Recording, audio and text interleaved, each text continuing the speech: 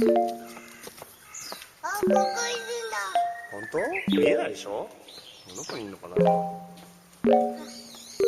見えないよ。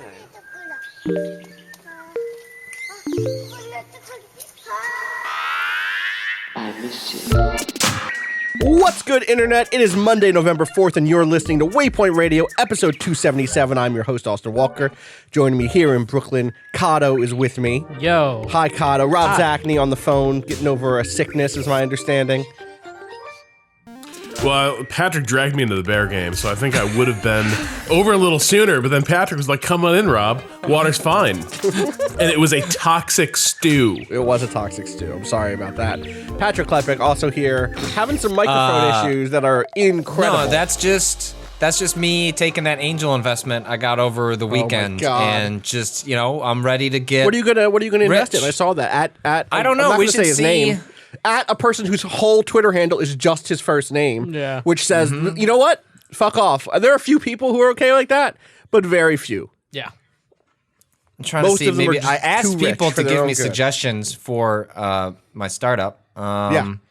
There's an interesting person suggested a legal defense fund for publications who might get sued out of existence by petty billionaires in a way that hypothetically leads to a chilling effect on journalism and a conservative turn in an already risk-averse industry. That's interesting. That's like Yeah, a I think potential that's a option. good. Whoever sent that that's in, maybe I think they probably have it right on the money. John Drake out here with the actual best suggestion, Caulker, a home improvement blog, which just Wow. very good. Yeah. We got to the same point. The difference is that John Drake was funny about it, which made him better at Twitter. So, God, Gotta yeah, block that's that guy. that is. Did you end up Don't blocking fucking him? Follow me. Yeah, he I'm going to. followed you. Patrick Yeah. got into it on Twitter this weekend with shout outs again to Deadspin was the best website. It was a good website. I think actually maybe was the best website. like before we get into like all that, Yeah. like I didn't start reading about sports really until like following a website, or like I identified with the writers, like culturally like Rob. One of the greatest months of my life a year, like in terms of like reading something, is the Your Team Sucks like anthology every August leading up to the start of the NFL season, in which is just the writer swap. But like, it's just, I was like, my team usually is so bad, and I'm like, you know what? A little bit of catharsis I get is someone writing about that and just tearing them apart in the funniest way possible. And there was just such a wonderful website in which, like, yes, it was sports, but it was like whatever you click publish on, I'm still doing that. Like the RSS feed is updating with these scabs who are like writing articles for Deadspin, and I still instinctively fucking click it because I am so conditioned to like whatever Deadspin publishes, I will click on because I trust them implicitly that they're going to say something interesting, even if it's about a sport or a subject that I would otherwise have no interest in. And so I mourn. Even when Deadspin wrote about sports, Patrick could read that. Yeah. Honestly, though, I think there were a lot of people who read Deadspin that like sports was like, okay. Yep. Occasionally there were sports articles. I always sort of felt like in the wake of what happened at Kotaku, a lot of the cultural crit ended up moving over to Deadspin. And like genuinely, I think one of the most important things written about Gamergate was their sort of review of what that entire thing was, which was the future of the culture wars are here in its Gamergate blog, which helped me, despite having just seen that unfold for the entire summer, was probably one of the best pieces contextualizing like, hey, this is not going to be a one-off. This is going to be a recurring feature of our culture. And we should buckle up because we just got a preview of the future. And that has proven to be a more prescient piece with every passing year. And it came from Deadspin, a site which was only really tangential to the entire thing because they're very smart, insightful people there. And that's kind of what they brought to everything.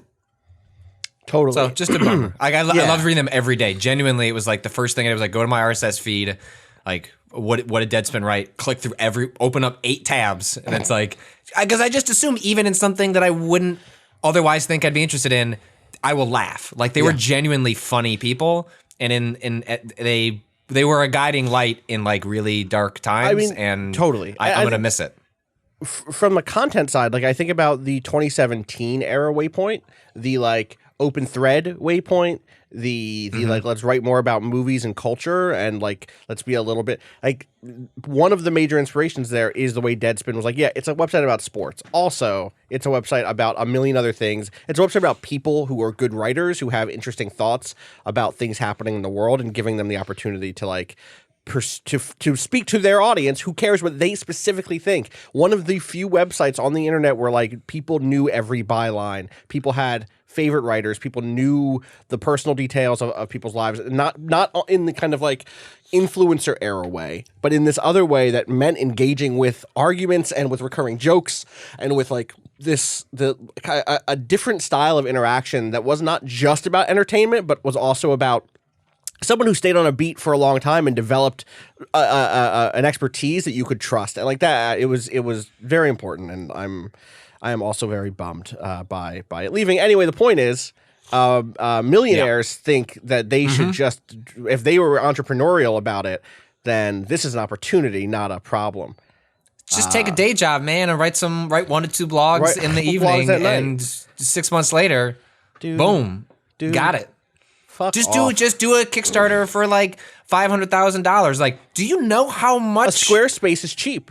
Fuck off. That's not what $500,000 is not. It's a lot of money. Change all of our lives on an individual basis. Yes. But like most people, these people live largely in New York, which means like you're looking at a base salary for like a seasoned writer, like, you know, close to at least $80,000 to 6 figures. Yeah. That's incurring no equipment costs, no legal costs, no rent, like nothing. No. And how many writers? Deadspin had a ton of writers. See how many people resigned? Like 10 plus. I was like, $500,000 gets you nowhere. Yeah. It is expensive to give people the time to say like, oh, just do it at night. That's not how this works. Like the whole point of paying writers is to give them time during the day when they are largely at their like most alert to like sit and think on things, not to do it at 9 p.m. once their kids are asleep. Once they've gotten back from their day job and have other concerns, right? Which isn't to say that if you're out there like, I wish I could write, but I can't because I have a day job and I don't want to. Like, if you want to spend that time at night and do it, go for it. But don't pretend Absolutely. like. But you can't have as a worldview that thinks that is the way in 2019 that anyone breaks into what is already a very competitive and a business on the downturn, right? Like, it is very hard to break into sports journalism at this point. It's very hard to break into any sort of niche journalism at this point. Even if you're very talented, the money is not there, and even when you get there is such a lack of stability that it's so hard to stay motivated and to make that happen.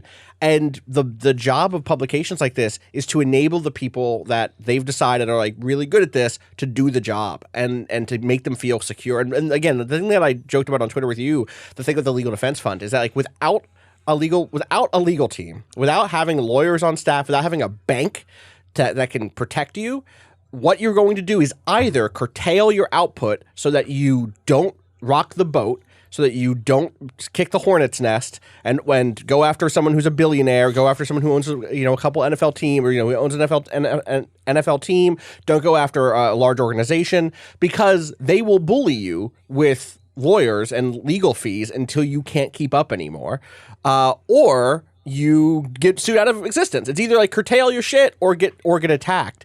And that isn't how you get to good journalism and good criticism and good cultural output, right? Like, and that it sucks that that's the world we live in. It sucks that if we decided to spin off Waypoint, we would have to think very hard about certain articles and say like, okay, could we publish this article without getting a target on our head? Do we want to do it anyway? And for what it's worth, the comment that I was saying there too was very much like the shit that happened to Gawker being sued into oblivion by Peter Thiel by way of Hulk Hogan did have a chilling effect, right? Like, we've been in those rooms with lawyers like, hey, we need to publish this, and lawyers being gun shy. We know that like there are more hoops to jump through to get something approved. Like, we've been on the other side of that shit. It sucks.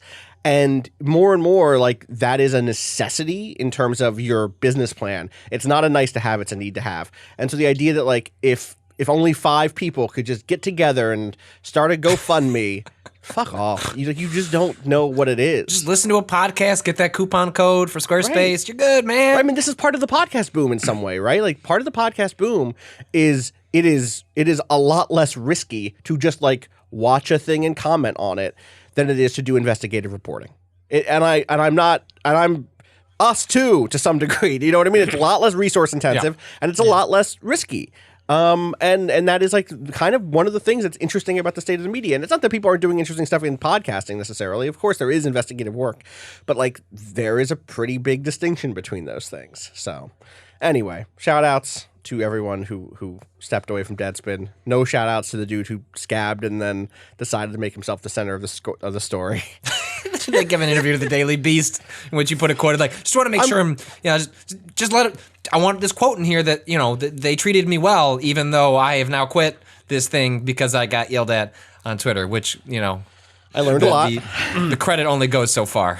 Yes, I'll give him credit. Yeah, the entire sure. The entire thing where it's like, oh, gee, I had no idea.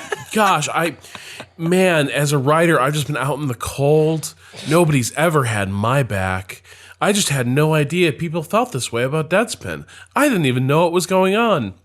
And then this fucking Daily Beast article, dude's like, declined to share the emails he exchanged with whoever the fuck is running Deadspin right now, but described the gist of his entreaty as, I'm guessing you're looking for writers. Yo, that means you know what's up. Wow. When you go to an editor and you're like, hey, looks like you need help.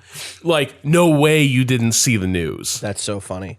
God, fuck off, my guy. That's like, man, it's like the buzzer being like, man, I had no idea this thing died. I was just right here. Is this food? This is food, right? This is, it's your cousin. Oh, well, womp. That's the sound buzzards make when eating. Content. Yeah, content. God. Content. Well, it is, The content guy. I just want to say, Spanfeller's model for content Self-described. has basically always been buzzards feeding. So there's some good people who write at Forbes, but also that place is a fucking content mill in its design. So, anyway, we should talk about video games a little bit, maybe, or we don't have to. We can talk about whatever we want. Yeah, that's the true. thing. Baby. In the spirit of, we're not going to stick to games. In the spirit of Deadspin. Nobody at Vice listens to this podcast. They can't put lanes on us. No, I know that Kate, the head of audio, is like in Europe or something. They don't get podcasts there, do they? Shout out to all our European listeners. Shout out to all our European listeners. Shout outs. Sorry that you're getting weird ads for like German please enjoy comedy your ads. clubs. Yeah, exactly. You're getting shout outs, to German comedy clubs, and I see here the Royal Air Force of England. Great. Good. I'm glad algorithmic programmatic ads have been working out for us. I hear we're advertising Candy Crush now. That's a thing I heard this week. Huh. Yeah, we gotta send some emails. What's up? What's punchy? I'm getting punchy. I feel that, which is good. I like being punchy on a pod. Is anyone else watching Watchmen? We should talk about that sometime. I have not started yet. We should. We need to do a Waypoints. We should do a Waypoints on. We need to do a Waypoints. Yeah. Like, I think there's stuff building. There's enough to talk about. Y'all should see Parasite also. Yo. Please see Parasite. Hey man, it's screener season, baby. It is screener season. Every day in the mail, I'm like Parasite because I can't. It's not playing. I have like one theater I can go to, which is near where my mom's house. Like, if you're not playing at the and it's a theater that largely caters to a high school audience, so it's like, that kind of puts me in a Wait, what happened to your beer theater? That is the beer theater, but like they didn't carry like they cater high school students. What? That's not. They're very careful about the checking the IDs, as I learn on a semi weekly basis. They didn't have the Lighthouse, so I'm not going to see the Lighthouse. Wow. Wait, isn't the Lighthouse? Is Lighthouse not coming to streaming too? Why did I think it was also hitting I'm sure it'll At be the like same a time? quick turnaround, but like maybe no, not at the same time. No, it's not VOD. I gotta see that. Yeah, I've heard. But yeah, we should do a things. Watchmen one at some point. Yeah, I'm down for that. I am watching I'll catch it. up. I need. There's a lot to talk about. Yeah. Regardless of your feelings on it, for sure. Cado just ready to talk about. You've been watching it. Yes, I've been. Yeah, I watched it. And last night's was kind of a weak one, but it's like a weak one in a show where they've all been like pretty consistently good. Cool. But How long is the season going to be? I don't know. 10 episodes, I think. Okay, that's manageable. Yeah, that's manageable. But Cado, it did have the moment where when she makes the gesture. That moment was great. Yeah. Yeah. I mean, there's a lot. That's what I'm saying. Even in a week, it's like a week one of those, but even a week one of those is like pretty damn good TV. Like we stand Regina King, and she continually rewards us for our service. Regina King is like the biggest thing pulling me towards it for sure at this point. I really want to see it. Anyway, speaking of gestures, Patrick, you've been doing some gestures with your Ring Fit device. Yeah. Presumably. Okay. What are you trying to say about me? I don't know. You tell me. What type of gestures you making over there? With the mini hula hoop, the leg clamp. Like, what is? Okay, talk me through Ring Fit. Look, so I have never heard. I've heard. We've all heard the term Pilates, right? But like in my head, I just it just went into the like. That's a word. I know it means exercise, but I don't know what that means. If you just Google Pilates, you will also think you are looking at Ring Fit Adventure promotional photos, because that's also what Ring Fit Adventure is. I did not realize Pilates meant it also you use the circle, like use the circle. ring. Right. Like Sometimes when Dia on Twitter said, when I tweeted that I was playing Ring Fit Adventure, she said, "No, you're doing Pilates," and I was like, "Excuse me?" And then I Googled Pilates, and correct, I'm doing Pilates. So Ring Fit Adventure came out a couple of weeks ago, and Nintendo sent me a copy, and I just hadn't got a chance to mess with it yet. And I booted it up over the weekend, and it is a exercise RPG. Or there is like a campaign that ties into exercise. I'm not going to unpack what that means in a second, but like the hardware that it comes with is a ring, and if you're familiar with Pilates ring, it is basically that. It's a circle that's got some like foam grips on the side, and there's a lot of tension in the ring. Like you're meant to push it in, and it can also be used to like put yourself in different positions. Put the ring over your head, put it, up to your chest, yada yada yada. There's also a strap that goes on your thigh, so you put a Joy-Con into the Pilates ring, and you put a Joy-Con into the thigh strap, and so that allows the game to measure a lot of different like body movements. And so the main attraction of Ring Fit Adventure is this like elaborate story mode where there are JRPG mechanics for fighting enemies, in which the moves that you're doing are different exercise moves. So like context for me and exercise is that I just run. Like it's easy, like it comes easy to me. Like I can run 4 to 6 miles like twice a week, and like that's as someone that has like a history of heart conditions in my family, like I at an early age like tried to like institutionalize the notion of exercise to try and my dad said, this is a slightly dark story. My dad's dad died at like 48 or something like that of a heart attack. And my dad died at 56, but when he was had made it past his dad's age, he said, "Cool, I've got the high score now." And so now the high score for me is 56, which is an extremely young age for a heart condition like that. So I've been like very conscious to like try and stay on top of this stuff. Hey, sometimes your body does bad things, and it's just the roll of the dice, but you can try and increase your chances. So, but I largely have done running because it like fits within like the cardio and the heart condition stuff, and it's easy to fit in my life, and it only takes 20, 25 minutes to do the runs. But I always wanted to do other stuff, but when I go to the gym, I'm like way too terrified to ask questions and like for help. Like, how does this machine work? I've thought about getting like paying for like a fitness instructor for like a week just to like walk you through things. Yeah, just like, hey, here's a routine. Now go do it on your own. Just never got around to doing it. We tried watching various like videos and stuff like that, but I always feel like I'm not doing the form correctly. And if you don't do the form correctly, one, you can injure yourself. But two, you could just be doing something that is completely ineffective for what you're trying to accomplish. And so what I found really appealing about Ring Fit Adventure was like, I'm not interested in like lifting weights, but I am interested in doing like squats and like other things that like fit within like a sort of like my rail thin profile of a body, but would like allow me to work on like other muscle groups. And what Ring Fit Adventure does is that it helps you identify the form. Like when you get into a battle, so like the way a level traditionally works is you're running, and so you're not like you can dash. Like if you like run really quickly, then your character will dash. But largely what you're doing is sort of like a light jog, and that propels your character forward. You're holding the ring in front of you, and when you're not in combat, so to speak, you can turn that around and you can push it in, and that sends a burst of air, which like can blow up crates, which gets you money, which you can use to buy different abilities. You're running on a track, basically, right? It's not like a big 3D space, or it's not like an open. No, yeah. You're just going forward. You're never picking left or right. You're only in place, jogging in place, which sets you forward, and then moving the ring around. The ring is smaller than a steering wheel, but like bigger. Like, is it like about Frisbee the size? Like, okay, yeah. Larger than a Frisbee. I would say actually closer to a steering wheel would be a better approximation. If you push it out, that does and you aim it down, that it puts a burst of air that like lifts you in the air. But anyway, so you're kind of jogging along. If there's like a track that's falling apart, you can kind of run through that. There are things you jump over. But like the meat of the game is these sequences where you come across an enemy, and then you have like your traditional, like you would see in an RPG, like here are your different attack options. And these attack options are like, do squats or do like a yoga pose where like you kind of like do a squat pose, but like you're slowly bringing the ring up and down over your head. So you're creating like a lot of tension in your leg, and then like creating the tension over your head because you're having to do it extremely slowly.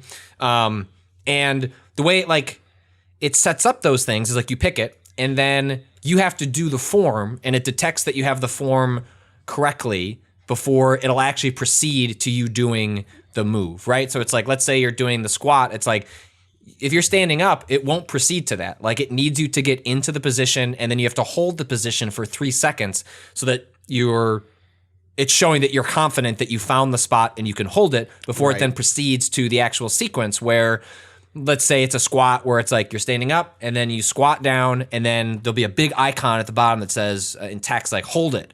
And then you have to hold it for, let's say 5 seconds, and then you release. And if you have done the right form and you release it at the right time, then you do like a full-fledged attack. And so you do like a series of these. Like you do like 10 of them that are like long holds, and then it's like 10 short holds. And then you move on to the next attack. Now, my understanding is you go further, like the attacks get like pretty, like certain types of exercises are more effective at certain types of enemies than others. I have it right now just set to random, so it's just pulling up a different exercise like after I do the next one.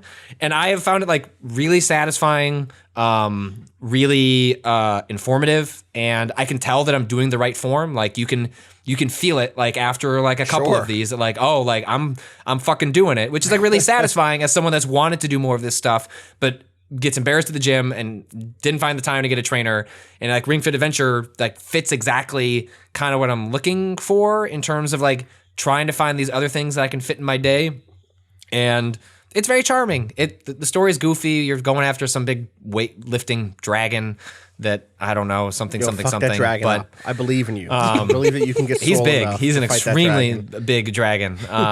But yeah, like and it seems to have. I didn't investigate these fully, but I've heard from other people that like it has like a lot of deep accessibility options and a lot of fine tuning that you can do based on what is your like level of experience with exercise, what is your level of fitness, what is your cardio level. I set mine to. I think there were 4 basic levels of intensity. I set it to intense, which was like, I think hard. My thought there was like, oh, like I've done a lot of cardio, so like I know how to breathe properly. Sure. So I can probably handle like a decent intensity of workout. And a 30-minute one of those was like, well, after the game, like after 20 minutes, it kept going, hey, do you want to stop, bro? And I'm like, no, I'm good. Like I'm trying to hit 30 minutes. Maybe I can set it somewhere where it's like, hey, bother me after 30 minutes. That's what I'd like to do. I haven't really delved super far into all those settings, but yeah, it's really neat. I found it like really satisfying, and it works really, really well for like giving a structure to something that I needed structure for. Like it fulfilled that. I don't know if it's worth like $80. Maybe that's like a little pricey for some folks, but this Ring Fit Adventure seems like something that is going to go on sale. Like not because it was a bomb, but it seems like the kind of thing that like at Thanksgiving or Christmas, it's like, oh cool, that's going to be like $20 off. And then maybe it's like within the window of what more people would be interested in. But yeah, I can check in on it as I go. Go ahead, Rob. How does the build quality feel? Because like one thing with something like this is repeated use and exercise. Like that's hard duty. that a piece of plastic and grips are going to go through? Does it feel like it's going to stand up? Like, if this became a regular part of your life, do you feel like this is a thing that's still going to be working well in 2 to 3 months?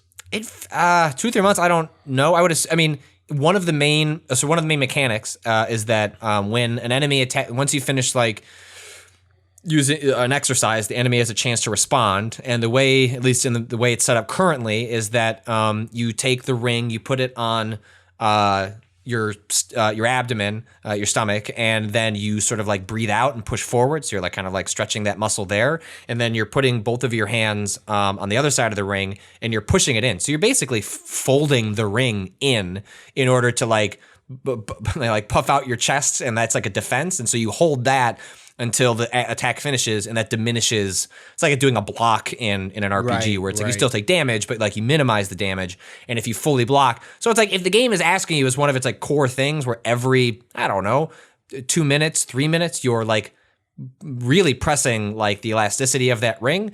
It feels like a really good build quality. Again, I'm not super familiar with this type of equipment, so I can't speak to it specifically. But like I never get the sense that like, as I'm using it, that like I should like hold back or be worried. I mean, like you can, especially as you one of the things that it does is like, in addition to intensity, you can sort of like set what you want the resistance to be in terms of when it's going to determine whether you've like, if you think of the ring push in as like a button press, you can sort of like set the sensitivity on that. So like my daughter at one point wanted to try it, and I don't know, my strength was set at, let's just say it's like was 70, and I set hers to 1 where I'm just like barely pressing it in so that she could walk around with it and just like kind of tap it. But it just goes to show that even if you for lack of exercising or for whatever reason don't like have an issue with like upper body strength and like being able to press this thing in, you could still do a lot of the other workouts and like minimize what the game is asking you to do with like your arm strength specifically. So yeah, it seems like a really neat thing. Like it seems like they did I always thought Wii Fit was like interesting, but like wish they'd gone further on like the gamey route. And Ring Fit Adventure seems like, I don't know if it's the same team or not, but like even really going for it.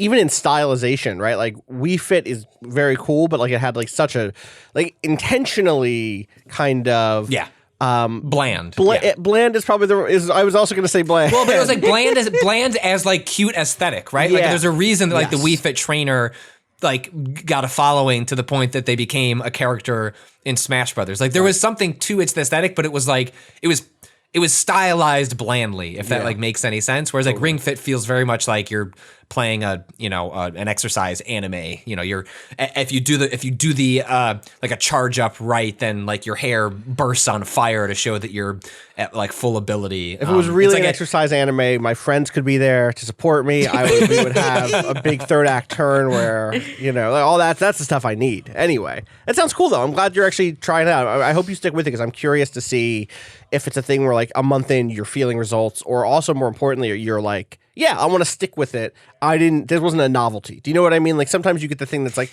this is interesting, cool. I could see how this could work for someone, but not me. Bye.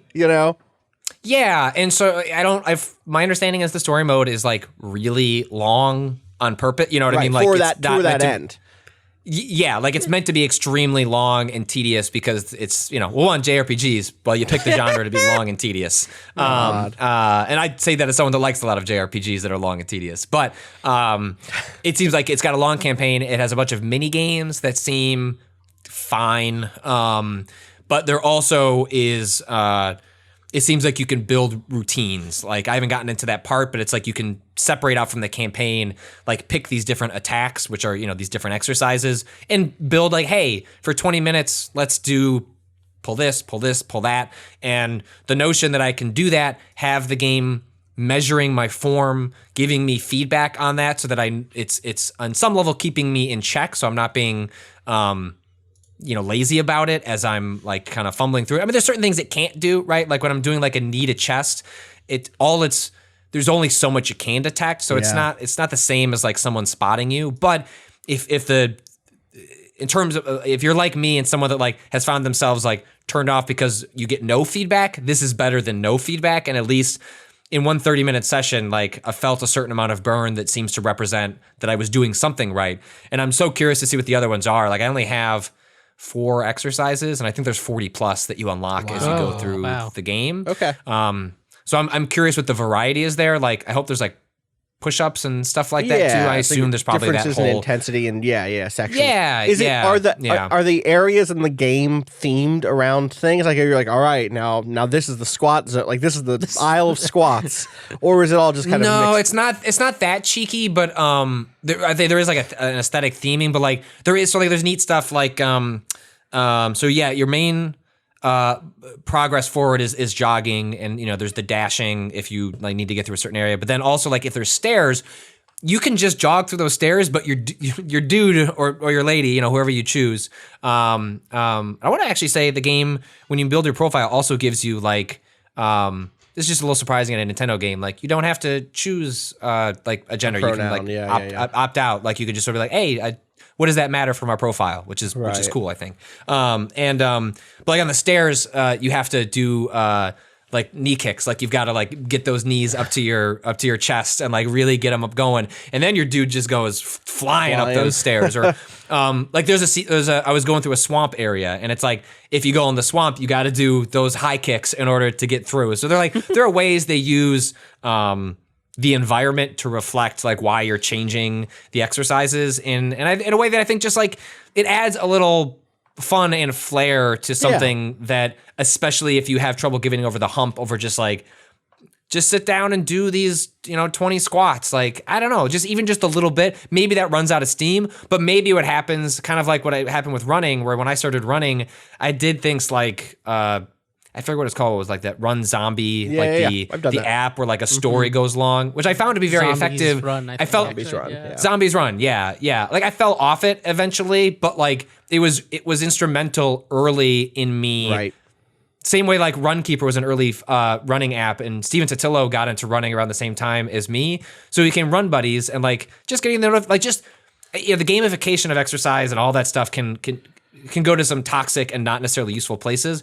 But I, as someone that has found they can, in certain circumstances and in certain ways, like giving it's less gamification as much as form, structure, and like carrots to players that is more than just the satisfaction of doing a set of motions that maybe make you feel something in your leg. So it seems incredibly well done. I'll check in as I get further. But if you were curious, at least in the first 30 minutes, I found it to be a really, really well-made piece of software and hardware that I just like I like that they're continuing to do weird experiments. Like that is my favorite Ring Nintendo. Fit Please, Nintendo, keep doing that shit. Yeah. Was it Labo? Like, which I've still never messed with. I keep waiting for my daughter to get a little bit older. I feel like 4 is probably the age where I could screw around that stuff with her without her just breaking it. But I just like that these things probably don't make a ton of money for them, but they throw it at the wall and then one sticks probably in the way that the Wii stuff worked. And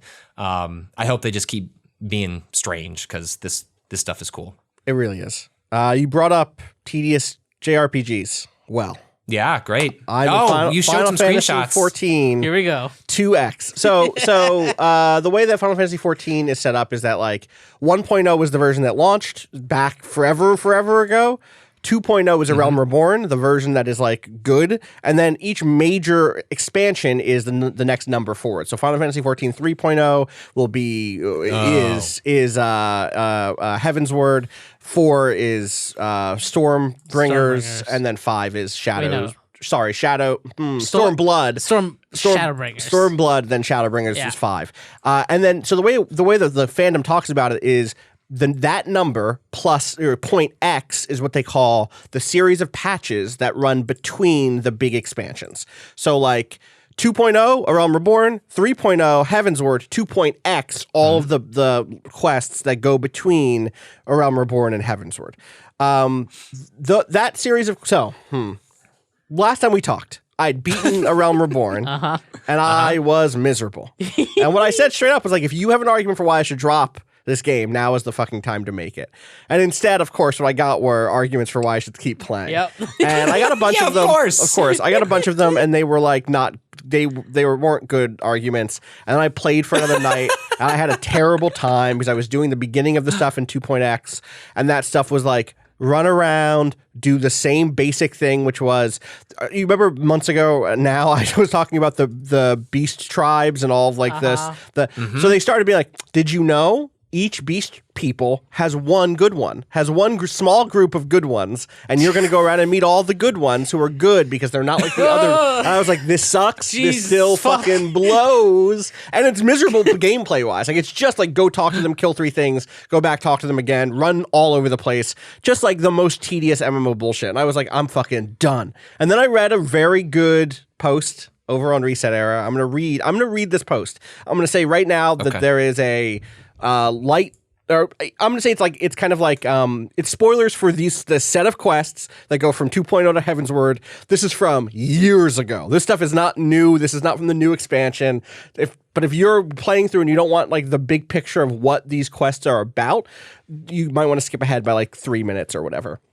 This is from user Sonic MJ1. Someone linked me to this, and I was like, oh, cool. And this is what made me like, all right, I'll give it one more shot.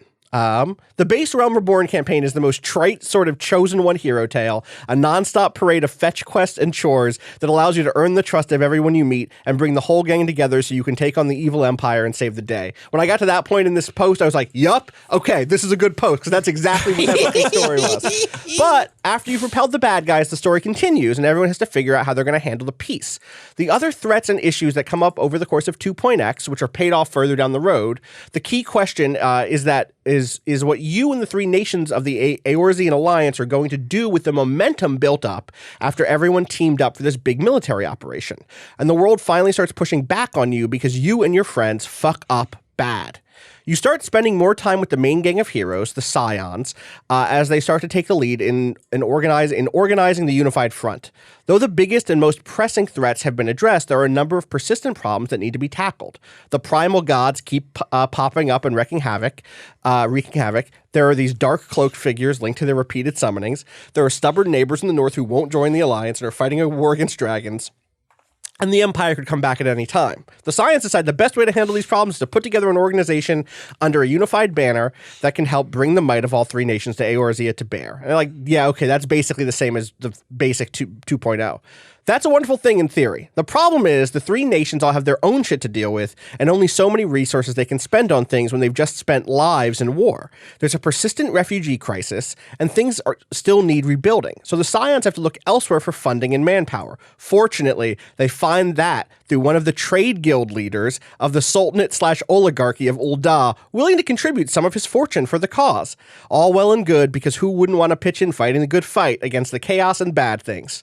What the Scions fail to appreciate, to their great detriment at the end of this arc, is that these resources come at a cost. The more problems they try to tackle at once, the more they're stretched thin, the less they can supervise, the more they have to delegate to people more beholden to the man with the purse strings than the purity of the cause. And he's more interested in domestic power politics than creating some pie-in-the-sky utopia. You gradually begin to realize that the plot unfurling in your midst, but it's too late to prevent what's coming. When it all comes to a head in a massive sequence of cutscenes at the end of the patch, the Scions are scattered to the winds, pariahs in the lands they had saved. And I was like, yup, okay, let me try to play a little bit more. let me just put a little, okay, this is my shit. The idea of like heroes, one of my favorite things in kind of epic fantasy fiction, and especially in stories where like you do the world saving thing, is like the what next, and when forces come to bear against you, or where like, hey, we made you super powerful, you don't get to just keep being that thing. There's a Dragon Age Inquisition DLC called Trespasser. Is it Trespasser? Is that the last one? I think it's Trespasser. God, I hope I'm not getting confused.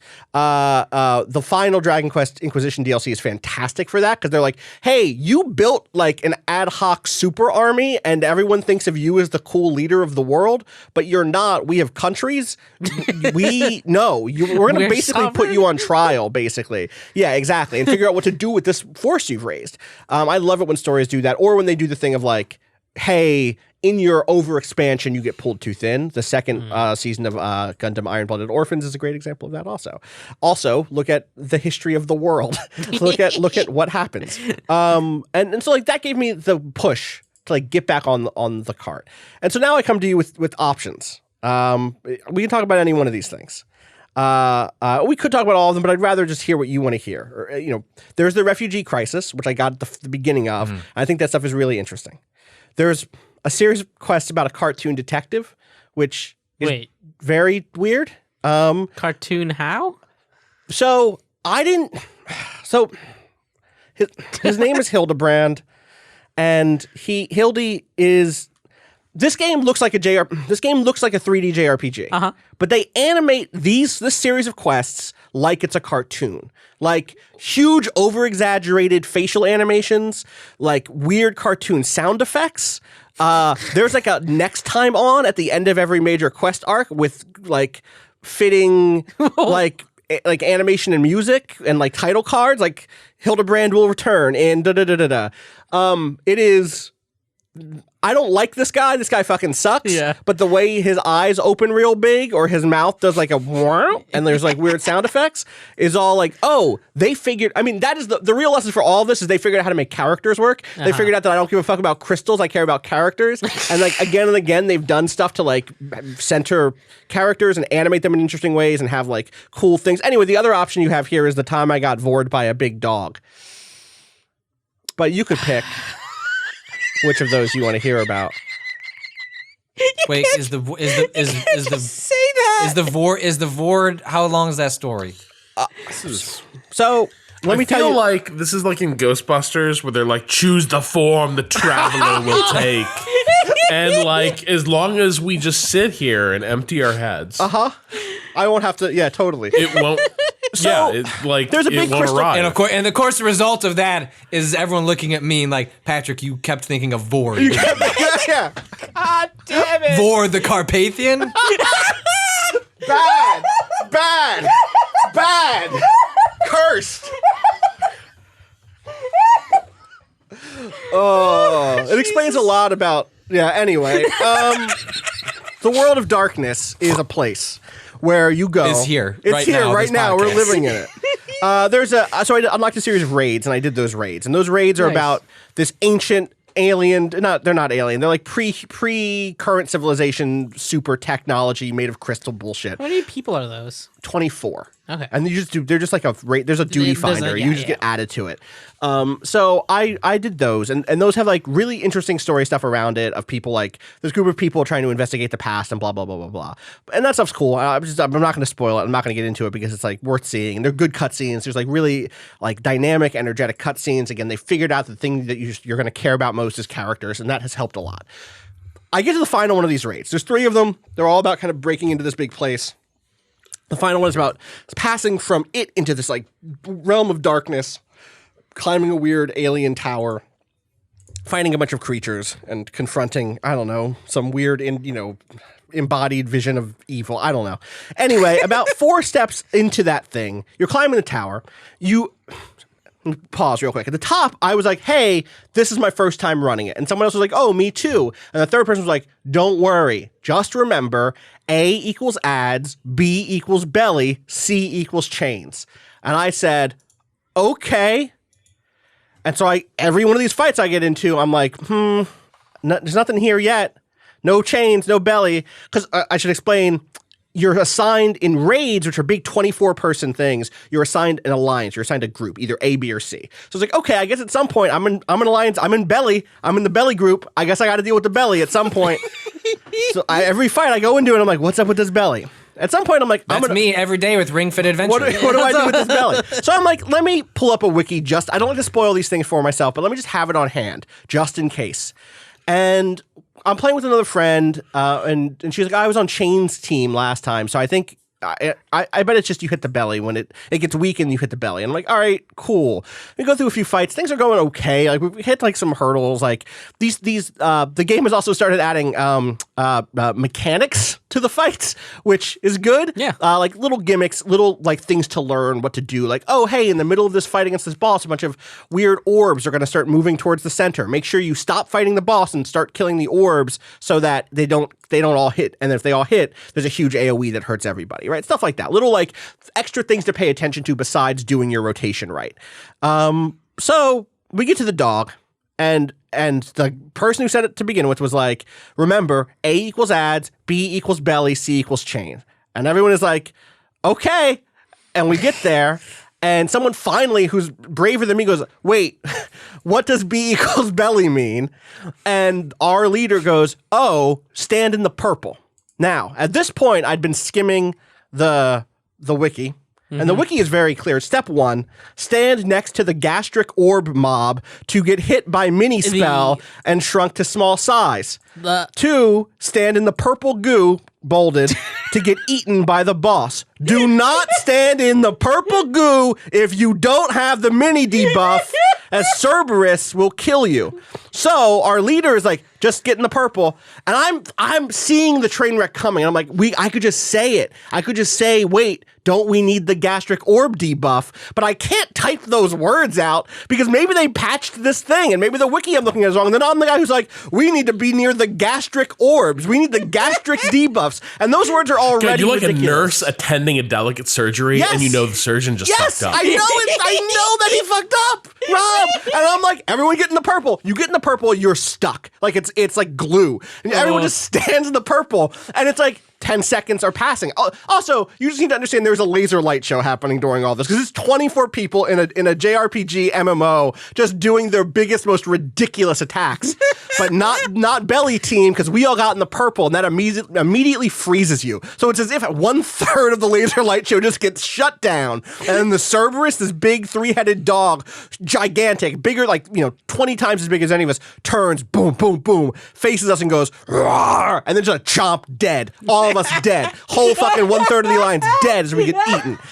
And that's it. Dead. And I'm like, all right, we wiped. Let's go back we run it back through. We go back to, he's like, that should have worked. You got in the purple. Everyone got in the purple. And finally I was like, the wiki says we need to stand near the gastric orbs. He's like, oh, the gastric orbs. Right. Everyone go near a gastric orb before they get in the purple. And at this point, I still don't know what I'm thinking, right? So I'm talking to my friend. And she is like, I think you just stand there, you get tiny, and then it moves you to the middle of the enemy's model, and then you can do damage. It just you see the fight, you do damage. And I'm like, oh, okay, cool. And I get tiny, I stand near a gastric orb, it makes me tiny. I don't know why gastric orbs do that, but they do. These are orbs of purple and poison energy looking things. You stand in the purple, I get tiny. I tell my friend, oh, hey, you have to get the gastric orb and get tiny because I think we're going in there. And she's like, no, we're not going anywhere. I'm just gonna stay out here. I'm like, no, you're team B, you're team belly. You get in the belly, please. And so she's like, all right, I'll do it. And she gets her gastric thing, and she gets eaten before me somehow. I don't know how she skipped her fucking line in the queue. I don't know if she was lined up better, but she immediately just screamed. She was like, what is happening? And then finally the Cerberus vored me, and inside the Cerberus, I was in a stomach. I was in the belly. There's musculature. There were things that would show up that looked like little piles of poo that were just called something. It was level 50 something. There were stomach points to hit. It was like a fever dream. It was like they made a quest. They made a 24. They made a raid. They made the highest tier content you could make in this game. Where if you don't get tiny and then eaten, you cannot win the fight. You cannot. I guess if you were level 80s or something and you turned off the level sync shit, you could just push through and be like, no, I'm not going in that belly. I'm staying out here. Anyway, we killed it, and then we fought a big face in the darkness after that. Oh, good. And I got a coat. Nice. Which it's a good coat. I needed a new one after being in the belly. I was not really interested in wearing the same clothes ever again. But that combination of things, weird, gimmicky, funny fights, the interest in them telling stories about characters, and then this refugee crisis shit. I sent you all those screenshots of the beginning of that plot line beginning to unfurl as it does the thing really well of oh, hey, there are people here who need help, and also they're refugees specifically because you went to war with the Empire, and they were like, this is our chance, we're gonna fight back against the Empire because the Empire is distracted, and they don't do well against that in that fight. Despite they're trying to ride the wave, but they don't get any support from anyone else, and then their rebellion gets crushed, and so they have to flee their homeland and become exiles and refugees. and they come to your doorstep, and everyone around you is like, damn, I'd love to help. You know what? I'd love to, I bet you there'd be some profit in it if we helped. Like, those are the two options you get. It's like, I bet you we could make this work for us. I do need workers versus, no, you can't do this. The law is the law versus, I would love to do this. But remember last time you said no to those other refugees? And it's complicated in all of those ways. That's like actually really fascinating. So I don't think I've made the turn yet because I did some other shit that was like not particularly interesting. There was a dragon though, or not a dragon, like a leviathan, like a sea beast, and that shit was dope. It's getting there. It's getting to where they understand how to make the thing that is interesting be on screen more often. There's also a lot more voice acting suddenly. There's been like a lot more time spent with the characters I'm kind of interested in. So I'm very happy to have like started to make this turn. My understanding is a lot of these quests still end up being boring as shit, so I'm ready for another week of it being like, ugh, I can't believe they took a dip again. But I hit like the good section. Like I hit the section that was like, yo, there I can see the version of this game that I love, Yeah. And we'll see if it sticks. I don't know if it will. That is my Final Fantasy XIV update. Thank you for letting me talk about the belly of the beast. It's very good. There's like a lot in that thing. In the game that is that I wish people could just see. Like I wish you could just see that shit because it's like, yo, that cutscene was dope, but it is such a slog to get to the point that I'm at. And then also you need to like MMOs. Like, so. Yeah, that's a problem. That's like a fundamental. That's the reason I've never played any of these. It is, and like, it's a bummer that a lot of that stuff that I love is only in big multiplayer stuff. Like it's only in the raids, it's only in the dungeons. That's like where the best mechanics are. That's where like even some of the coolest character beats have been tied to that stuff. Yeah. There's like a whole arc that I had with this event. You meet this other adventuring party when you're like level 10, when you start doing like dungeons for the first time, and there's like a whole tragic tale to this. Like it's as if you ran into another D&D party and things do not go well for them. And then out of nowhere towards the end of, I guess where I'm at now, you get a dungeon that's like, and here is what happened to them. Things went really rough. Oof. And I was like, man, that stuff's cool. I wish I hadn't had to play for 40 hours before I saw the end of that arc. Right. But yeah, I'm going to also keep checking in on Final Fantasy XIV because it started to truly have its hooks in me now that I see that they learned lessons, Did you keep playing? Yeah, I took a small break because I hit a level. I had to level. To grind? Just grind. Yeah. Which is fine. I did dungeons. The dungeons were cool. I got some random neat ones that I don't know what the fuck is happening because they're in the story. Yeah. I'm sure there's spoilers in there. I wouldn't know. Yeah. Yep. But they were really fun. And the story is... still really interesting, really like it like obviously is building off of a lot of those same themes of like, who's in power, what are they doing with like, it's a whole thing, and I don't want to spoil it because it's Shadowbringers is the most recent one, so I don't want to get into it. But it's that same style of like interlocking priorities and political affiliations and promises and shit like that. Totally. Yeah. I took a break to play Nier though. Oh hell yeah, Nier Automata. Because I hadn't finished. I was at the end. I didn't actually know how close I was to the end of Route A, the first playthrough. How close were you? Like an hour and a half. Okay. And then I went through and did B. Did you watch the trailer for C? Yes, I did. And I was like, oh, okay. That moment, that drop is so good. Yeah. When you finish up Route B in Nier Automata, they show a trailer for Route C, and you're like, oh shit. Yeah. There's this whole other game there's here. There's a whole ass other thing going on. That's what I'm really excited to get to. I'm definitely gonna do that this week. Probably checking on Friday or whatever. Calling them endings is so misleading. It really is. It's even though because I worry how many people have been discouraged from checking it out because I initially had that reaction of like, ugh. Like, really? Like, cool, can't wait to, like, play a game 30 times. Yeah. It's just like, that's not true. That doesn't tell the whole story. And it's just like our thought of, a bunch of different endings is disconnected from the actual way that, like, that game plays out and toys with narrative. It can also be, like, there's a lot of side quests, and, like, you can really make that experience extra long in a way that if you're trying to get through all of the like main what is the actual game, might extend it. Side quests are great though. They are. There's some sand really robots good are ones. like really good a ones. huge part of the appeal. Yeah. I definitely think I did as many of those as I could in A, and then in B, 9S sucks. Like 9S, like he's meant to suck. He's meant to be like a little shitty prick. Yeah. And he is. Yeah. And like that's intentional, but I also just didn't love being him as much. Yeah. And so by the midpoint of my Route B playthrough, I was like, I'm going to ease back. I'm going to take a step back and not I finished up one or two that I knew were supposed to be really good ones, but I did let a few of them slip by. Yeah, I did most in A, and then coming back to it, I was like, I totally lost the plot. So I was like, fuck it, I'm just gonna beeline the main stuff in B. Cool. To try to get to what I hear is the even more different stuff in C. So I'm excited to get For people there. who don't know, the Route B stuff is like it's the same game but from a different perspective with some added information and a different mechanic around like the way you kill bosses and stuff, right? Yeah, you're not as good of a fighter, but you can hack. Which is like playing a top down. It's like a shmup. It's like a shmup. Yeah. It's like a twin stick shmup almost, right? Because you're moving around a top down space like Robotron or Galaxy Wars. Yeah. Shout outs to Galaxy Wars. Galaxy Wars, is that right? Is that the name of the thing I'm thinking of? No, what is it called?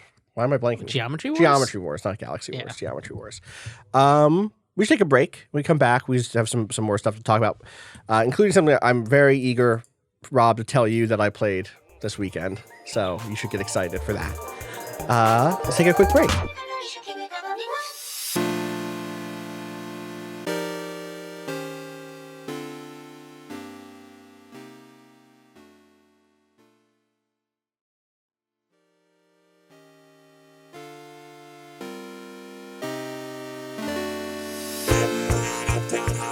All right, we are back.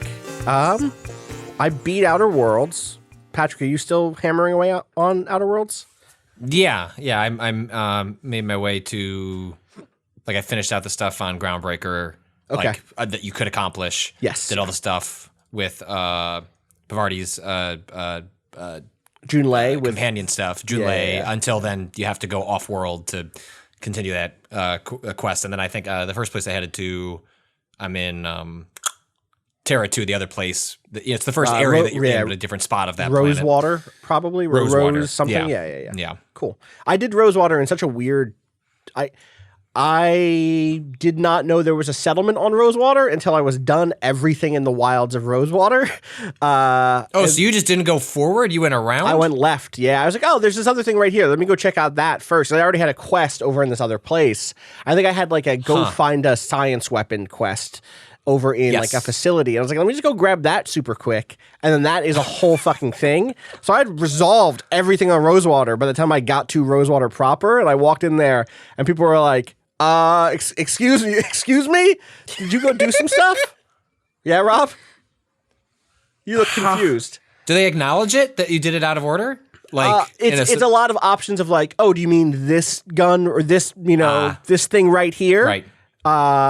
Stuff like that. But yeah, I had none of the setup. I'm kind of baffled that literally there's one road from the landing pad. Yeah, I went left because and you look up left, and I looked up to that left, and it's a big mountain that I was like, oh, that doesn't seem like an obvious path. So I'm just gonna go, what the aesthetic says, which is like it's like a yellow brick road. Yeah, well, to give people a sense of it's just straight. This is a perfect analogy for actually what my big discovery was with my feelings of this game, which is it is quote unquote, we always say, oh, it's one of those. For me, it failed to be one of those because the thing I like to do is go left and be like, oh, well, what's over here? Sure. Let me stumble into things. Let me feel like I'm inhabiting a world that doesn't really want to funnel me through content valleys or that doesn't really care about me at all, even though obviously it does, right? When Fallout New Vegas or Fallout 4, Fallout 3, or the Elder Scrolls games, like this style of big open world RPG,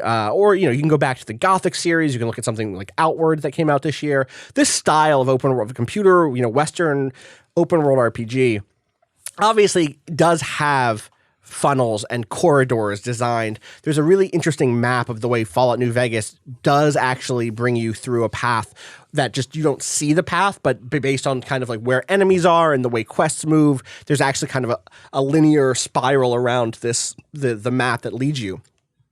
But those games, because of their openness, in contrast to like the 4 or 5 or 6 little zones in Outer Worlds, because of the kind of multiplicity of systems that have nothing to do with solving the main story content, because of the way AI actors function in those games, especially in, like, I'd say in New Vegas and 4, where you can often come across factions fighting against each other, etc., you get a sense that you're just a small fry in a big world. Whereas in Outer Worlds, I felt like I was walking down the Yellow Brick Road. I was Dorothy. This was made for me. This was my dream. And I think it's doubly true once I realized how little of the like, you have to understand that when I play Elder Scrolls, at this point, if I go back and play Skyrim, I install the mod that is like, you are not the Dragonborn, where you're just a random person. Like, I don't want to be, and maybe I'll be the random person who joins the fucking Thieves Guild and becomes the Greyhawk or whatever the end of the Thieves Guild thing is. I forget, it's been so long. But I love those games for making me be able to kind of disappear into a crowd of bots that are faking it just enough to make it seem like it's a world where things are happening. And the Outer Worlds just doesn't do that. And that, I know that it's not what everyone comes to these for at all. Like, I understand that I'm part of a subset of people who wants there to be farming in the game, even if I'm not going to be doing the farming. Like, I want those systems because it for some reason it creates the sense that I have a choice between different types of lives in that world. And that's not what Outer Worlds is going for. The scope of the game just like does totally. Not like they decided they bit off one part of like what a lot of people like from these types of games and said that's what we're 100%. Like, that's what we have the budget for. Let's focus on this to try to make this the best version of that we can. I think that there's even narratively some stuff that happened, Rob, that you alluded to in terms of like, oh wow, there's a through line here that you don't even expect. Right? Like, there's like some revelations in the last act. I do think that if you're having a good time with the game, even though I'm criticizing it, like, I think if you're having a good time, you should finish it just to see the way that they reveal a sort of like an underlying subtext and make that thing text. Because I think that's really interesting and well done. But it isn't ever going. What I realize is like, oh shit. I think the thing I would have rather done is mod Fallout 4 and try that again, or go back and play some more New Vegas. Not rather done, but like that would have scratched a different itch. But that is why I go left in Rosewater, go climb the thing, go, oh, what's over here? What's going over here? What's if I could have it so that, and maybe I can, and there's just an option in here that I just didn't turn on or something, but you land on a planet, you can see the whole map of everything, right? Instantly. Yeah, that's a little weird. And it's like, oh, I can see the valleys they want me to walk through. I can see the corridors. I can see where the content lives. There's these houses here. There's those houses there. There's going to be a quest there. There's probably at least one cannibal in one of these houses somewhere because it's one of these games. Well, because there's not that many options. Like the worlds are so limited where there's a density to it that just implies like if there's a couple of buildings, this isn't just a building to like make the world seem lived in. It's like, no, there's going to be a quest there because there's only 3 sets of buildings and like you're going to be in each area for at least a couple of hours. So there's content is hiding. Yeah. And that's a trade-off that they decided to make. And I'm not opposed to it. But it is one of those things, Rob, specifically, I wish I had realized this when we first started talking about the game, because you don't have that background at all, right? You haven't played the Fallouts or the modern Fallouts rather, or the Elder Scrolls games, right? Right. And I wish I'd had it because it was one of those things where you and I were lining up on, we talked a lot about like the politics of the games and the writing and all that other stuff, and I couldn't quite get at why something felt off to me. And this is the thing. This was the big thing for me that felt off, was not scratching the itch of feeling like I was in a world that would run itself without my absence, you know? Which, again, thematically is maybe one of the questions of the game. The UI in this game is just atrocious. Yeah. Like dealing with, I've just stopped picking up liquids. Yep. Just don't need them. Don't need them. Who uses them? No world like there. So for people who don't haven't played Outer Worlds or understand how sometimes the way like temporary items work is like, let's say you walk up to a door and like you're just a little under on like lock picking. Often you can like use an item to like goose your ability to kind of like open. It's like last 30 seconds. It's meant to just be like, okay, temporarily, like because you're 2 points off, get through this thing. This game has tons of those. Yep. But like one, they haven't seemed necessary in a way that I found them necessary or interestingly weaved in previous like games of this type. And also just I don't like selling things, dealing with every time I pull up the menu. Yep. Like I get stressed out and annoyed to the point where it's like I'm not upgrading weapons, I'm not adding mods, like what's the difference between a shock and the red one? I'm not really sure. I think the one shock of them is on there. Shock's for robots, I guess. But like, it's dude, I stopped picking up weapons a little over halfway through this game. There's a moment when you start getting Mark II stuff, like this is a Mark II assault rifle. That's it. Like get that, you're good. Hit the tinker button a few times later to raise its stats, I guess. But that is it. Like there aren't. Again, it just wasn't where they were focused in terms of what they were adding. And again, that is part of it. Like Fallout has. But then I would have preferred like way less, just like streamline it. Just like look, what part of what you're speaking to, some of the stuff that you were looking for that's not in the game. If you're not going to do that, I think like directly connected to that is stuff like the junk, right? Like Fallout, totally, 100%. I didn't like Fallout 4 at all, but they thought through like how players use junk, how players deal with items, and found really smart ways that if you don't want to deal with that stuff, or even the junk that you do collect has like utility. Yes. And like break it down really quick. That system was actually really solid. Every game that deals in this sandbox should just take what Fallout 4 did and either copy it or build on it, because like that's what I wanted from games like that in the future. Is like, if you're gonna give me dozens of items to deal with in like an hour, like I need to have efficiency with how why I know that. So Outer Worlds has technically a mark for junk button, which is like it puts it into a separate pile so that you can either sell that stuff or you can break it down for weapon parts and armor parts. What I really want is just like, can I hit a button that just spec my character, like just the best stuff. Like I don't even, or give me an option, like because sorting through it is such a pain, because the comparison stuff is super confusing. Despite the fact that I'm like 12 hours in, I'm still not fully like. Oh, here's a tip really quick. Go into the options and turn on the thing that says, show me what the damage this weapon will actually do for my character.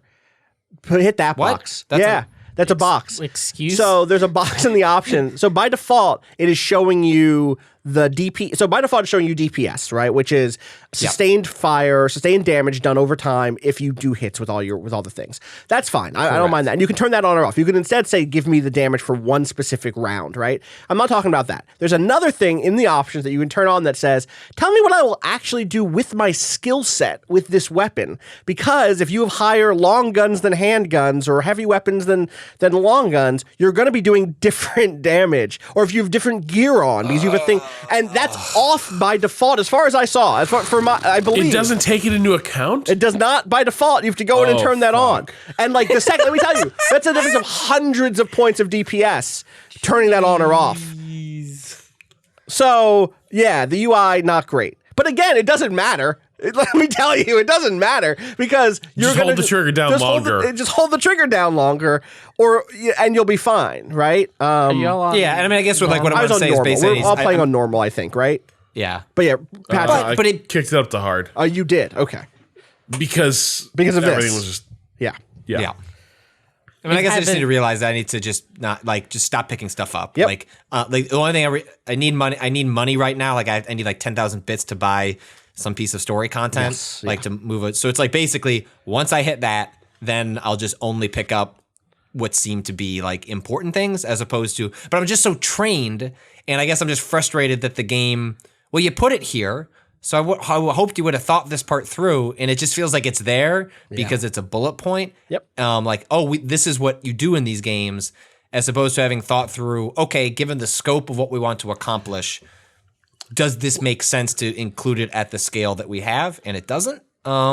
It's kind of just there because I like picking stuff up and selling it, I guess. But it's not even fun. The interface is no fun to even accomplish that task. I was started getting this conversation with Emmanuel the other day. We were talking about just encumbrance and how games deploy it. Why does sometimes it feels totally pointless. Other times a game wouldn't be the same without it. But it got me thinking about how so much of what informs your just bog standard RPG goes back to RPG systems like Dungeons and Dragons or GURPS or stuff that had really familiar language and mechanics and ideas that like we return to again and again. D&D, one of the first things you do is you sort of, part of speccing out your character basically is you have your first like hypothetical shopping run where what's the stuff my character has to begin the game. And you go and you look up the cost of different goods and you complete your character's kit and you're done. And there's this idea that the merchant will continue to be a thing in D&D, but in practice, every D&D campaign rapidly begins to like render all that shopping basically moot unless you have a DM who's really being a stickler and wants to run like a survival sim D&D campaign. But nobody I've ever played with or no game I've ever run has really followed that rule. Your party generally has what it needs. It has the food. It has the camping equipment, whatever. You can travel. These are not interesting like obstacles for your party to solve unless for some story reason it needs to be there. I feel like so much of computer game RPG design is badly in need of some of the revolutions we've seen in tabletop RPG design, where you start with thinking like, what's the type of story I want to tell? Is it psychological horror like Dread? Yep. Do I want to create a system that creates like the dilemmas now become psychological? What your character ate for dinner? Who gives a shit? What weapon you're kitted out with? That's not really what you're fighting. You can't just shoot. Right. That's not the interesting dilemma here. And we now have in tabletop spaces all these different RPG systems that, to greater or lesser extents, and Austin, you know far more about this than I, succeed in trying to mechanize different types of conflict and storytelling and different sorts of trials that a party or character can face. If you go to the computer game, the computer RPG section, everything is still very much in that D&D model of whether or not it's material to the point. There's going to be a fucking shop. And if there's going to be a shop, there's going to be a currency and there's going to be loot. And even if the campaign is structured so that you never need to shop, and Outer Worlds, I argue, is structured that way. If you do the quests, you will have the weapons you need. You will have whatever food and health items. You will get everything you need just like going on critical path. Yeah. Nevertheless, there's all these systems dangling off it just that feel vestigial. Well, like this is the thing that ended up being, it's so funny because on one hand, I want to be the person who advocates for, or who says the thing that fits me best is the almost excessive amount of side systems in the Elder Scrolls and Fallout, the Bethesda Fallout games, because they produce a sort of effect. And that effect is affective. Like it's just about a feeling deep. It's like deep in me. Like it's not even like a thing I want to put into an argument and say is good game design, but it is about like, wow, there's a whole system for crafting spells in Morrowind and in God, was that in Oblivion or did they pull it out of Oblivion? I can't remember if they pulled it out of Skyrim or Oblivion. Anyway, in Morrowind, there's a whole system of crafting spells. I could like become a person who does that. Or I could be over here and be someone who does this completely other thing with alchemy. And like that stuff does produce a certain effect. And that is also coming out of that same heritage, that same legacy, Rob, of like tabletop game design that is just like gotta write a new Splat book, gotta write a 120 page book of new mechanics so that we can keep moving product before we release the new full edition of the game, and we want some way to spice up stuff at the table, and it comes out of that stuff. So on one hand, I'm like countering that and saying no, I want more excessive shit. I want to feel like I could take any one of these different character paths. But on the other hand, I think you're exactly right in terms of what should be happening in the computer or in the video game RPG space, but also in video games in general. The tabletop game scene, the RPG space especially, is so vibrant right now in exactly the way you talked about, in looking at ways of looking at what is it we want players to do. What is like the primary verb we want players to do? What is the type of experience we want to give them? Dread is a fantastic example of a way to play a horror game that is not about, that doesn't look, you don't look down at your sheet and go like, well, how many points do I have in science while I'm doing this science How check? many dream bullets do we have? Exactly. And let me tell you, if you want to play the Dream Bullets game, there are games out there that have been made better for that. If you want to play the Encumbrance game, you can go play Torchbearer, a game I've talked about before. Disclosure, I'm like the writer of Torchbearer and I are extremely close friends and roommates. So like there's not a shill for that and also disclosure on that front. But Torchbearer is like an inheritor of that style of D&D encumbrance focused stuff that actually encourages you and enables you to play a game in which that stuff is handled not just well, but like as a source of drama and as a source of like interesting dynamic play at the actual table. The tabletop space is filled with people who are making stuff that starts at let me make a game about blank instead of what is the market where is the market white space, and let me really sit down and craft stuff. And to be clear, I get that we could make a tabletop role playing game today on this call.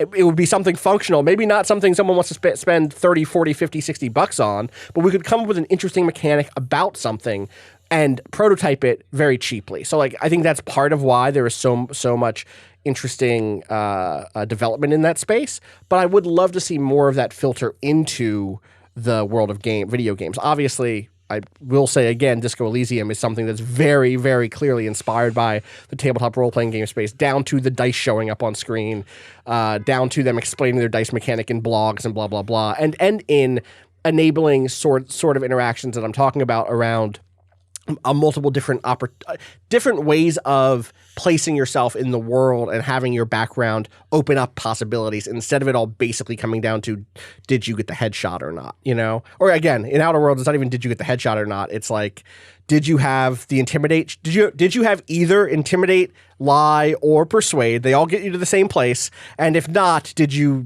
you have a gun equipped? Because if you do, you're going to be fine. Right, and I think this is where I think the other thing that makes it tough to be a game like Outer Worlds, and maybe this is not a thing I should be taking with me into the experience of playing it. Nevertheless, it's there. A lot of immersive sims, what they turned into, also began to blur the lines with RPGs, right? Now, one of the reasons Prey ends up falling apart a little bit is because it is such an RPG that you basically become so systematically overpowered by the end of it that the tension steadily drips out of the experience. But nevertheless, we've played a lot of different versions of games that do stealth well, games that deploy RPG-type mechanics to do stealth well. And this is not a new development. If you go back to one of the most famous levels in games, the Liberty Island mission from Deus Ex, sort of begins with that. Here are multiple approaches to solving this problem. There is there's a really elaborate stealth path you can take. There's direct assault. And to play a game like The Outer Worlds, stealth exists as this option that the game, it's a boring option, right? Like, you will just be less observable to guards who are already really have this narrow cone of awareness, so you can basically brush past them even without good stealth stats. And your reward for being good at stealthy is basically just being able to, walk past this guard who's completely oblivious, go to the door that has the high lockpick check, open the door, go get the thing. Yeah. And that's your reward. That's how that system works. And get less experience for it. You might as well actually just kill all the guards because... What you really end up doing is you kill the guards, you unlock the lock, you steal all the shit, you talk to whoever is left to talk to. You do it all. That's how it ends up working. But I think where the Outer Worlds is at its best is... it's a game about coming into a series of conflicts and trying to both figure out what those conflicts are actually about and then trying to figure out some kind of resolution and figuring out what each resolution is going to harm people. That's where the game is at its best. Definitely. That's where it's at its most interesting. And everything else is cruft.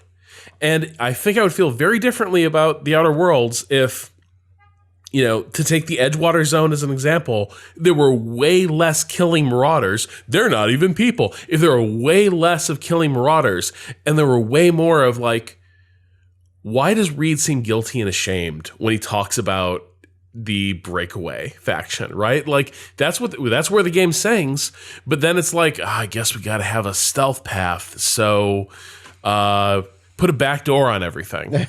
And I think that's why so much of the experience falls flat. Yeah. I think that like it had to double commit in one of those two directions, right? Like either be the excessive janky thing that has systems bolted on to create this sense of immersion that is like almost overwhelming with like what you can do. The Fallout 4 system of like, hey, maybe, you know what? Maybe you're not going to want to engage with building a farm, but someone out there is going to, and that's going to mean the world to them. Or continue to cut down into what like the most interesting stuff is. Also, I wish there were just more quests that were fundamentally the like, hey, here is an actually novel decision to make that is not just between like mustache twirling bad and like the lesser of two evils good, give me RPGs that have questions that are like between things that both of which seem like they have their place, like not just like got to hear both sides, but actually, and the game does this in a few key places. Like I'm not saying it never does it at all. I think it does do it here and there, and when it does it, it is when it's most successful.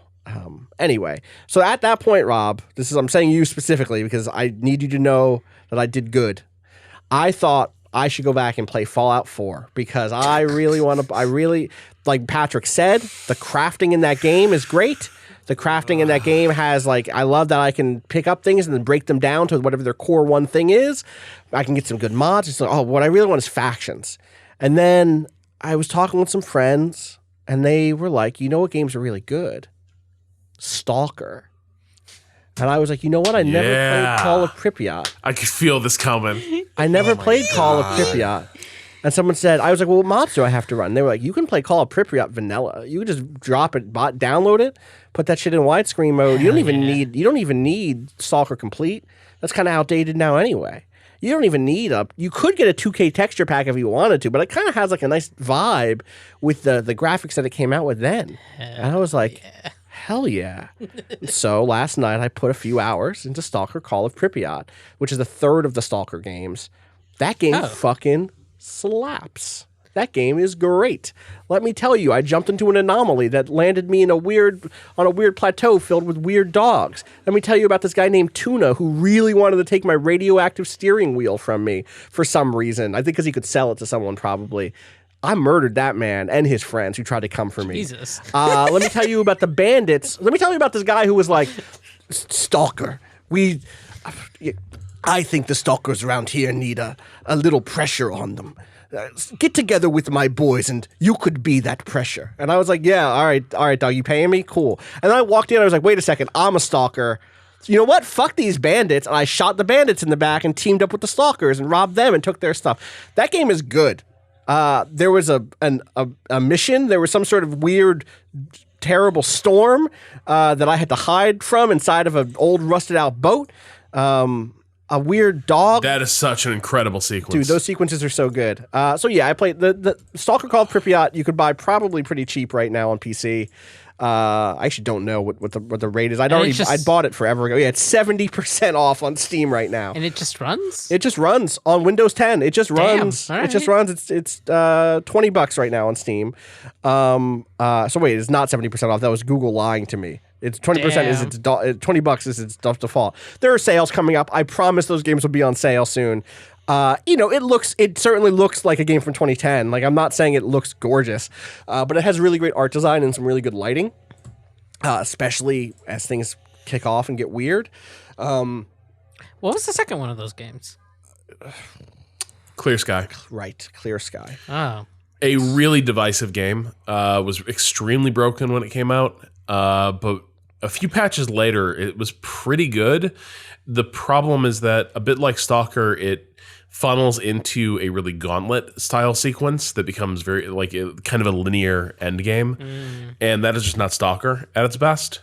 And it's kind of a bummer way for the campaign to end. And I think with Call of Pripyat, they finally learned that lesson, and they finally like just embraced it being an open world, slightly like non-linear, not strictly linear shooter. But Clear Sky was sort of a new engine. It was more advanced, but had some of the same problems. I like it though. It's good. It's cool. It's got some great moments. I've been really enjoying it, and it's like one of those things. Patrick, I was playing this game and being like, "Fuck! I wish Patrick had the time to play this game." I think I did one of them for like a stream or something. Something at Giant Bomb years ago. I want to say it was called, but I don't know for sure. Also, hey, remember like a Metro game came out this year and none of us cared? That's weird. Yeah, I thought about that a lot. I actually thought about booting that up, but I was like, I'm bummed. I specifically was thinking about playing through Metro 2033 on a stream for our Waypoint 101 of it back in the day and be like, man, I was so excited. We were so excited for this new Metro to come out. And just, yeah. And I was so excited for the Outer Worlds to come out. We were going to do a new Vegas 101. And then, I was thinking a lot this week, actually, just in general about how down I am on big games this year. I found myself struggling to produce a list for the ballot. So it's like, it's Keeley Award season. The Keeleys. The Keeleys are around the corner, and we have to start submitting ballots and stuff. And Rob reached out to be like, Austin, can you send me a list of stuff? And I was like, I can, but yikes. Let me look at yikes. I don't. Yeah, like specifically, it was like best stories of the year, and I was like, I have a note that's like all the games I've played this year, games that I put meaningful hours into, and I was like, didn't have a lot that was like big story stuff that You'll be relieved to know that a lot of y'all were skipping categories. A lot of y'all couldn't name games you're excited about. Mm-hmm. I put Eliza down for all of those categories. Good. Best. They were children's. Well, I try to stay honest. Eliza's a sport. It's a sport. I appreciate it. There were games I wanted to write in, but it's like this is a good suggestion for the category, but I haven't. Yeah. Like Eliza, I guess if I played that, I would have put it down for a narrative thing. But it's like I haven't played it. The game came out on Switch. I need to. Oh, did it come out on Switch? And actually play it. Mm-hmm. Yeah. A last thing about S.T.A.L.K.E.R. though. Yes, please. Austin, isn't the shittiness of the guns tremendous? Yeah. They fall apart instantly. No one will buy them from me because they're like, Daddy's a piece of shit. And I'm like, bro, I'm doing my best out here. I truly am. I had to shoot some people with this gun. It's going to take some wear. You guys get a good gun. You're like, I don't want to use it. I'm going to put this in my backpack. I'm going to use the shitty one until it breaks. You know what? I put my best gun in the crate in my stash so that I wouldn't risk using it ever until I was further in the game, basically. I love it. The guns are a piece of shit. There is like such a sense of danger even when you're looting stuff. Even when you're looting stuff in a room filled with people who are your crew, or not your crew, but who are like neutral to you and will defend you if someone else shows up. I'm like, I don't know, these people might jump me. The game doesn't pause when you're looting stuff. You're hearing weird howls off in the distance. More than once, I had to run to a nearby camp because I was being chased by creatures that appeared and disappeared in the night. Like, there's some good stuff in that game for sure. I really, really liked the time I put into it. And that was also part of my, like, I want to play Death Stranding. I want to play a thing that is, like, hostile to me in a big, weird open world and navigate stuff and et cetera. So it scratched some of that itch also, which was nice. Played the first one. The first Stalker. Ages ago. Yeah. For, like, that is the one hours. I put the most time into. Yes. Yeah. Like, I want to say I got an ending on that, actually. Oh, nice. But it's been 7 or 8 years. So much of the time then was like, which of the mods? Something complete? It was probably Stalker Complete is probably what I used. And now that I think about it, we actually got an email that was like, what mod should I use for Stalker? So, Rob, is there anything else you would suggest for people who want to get into Stalker?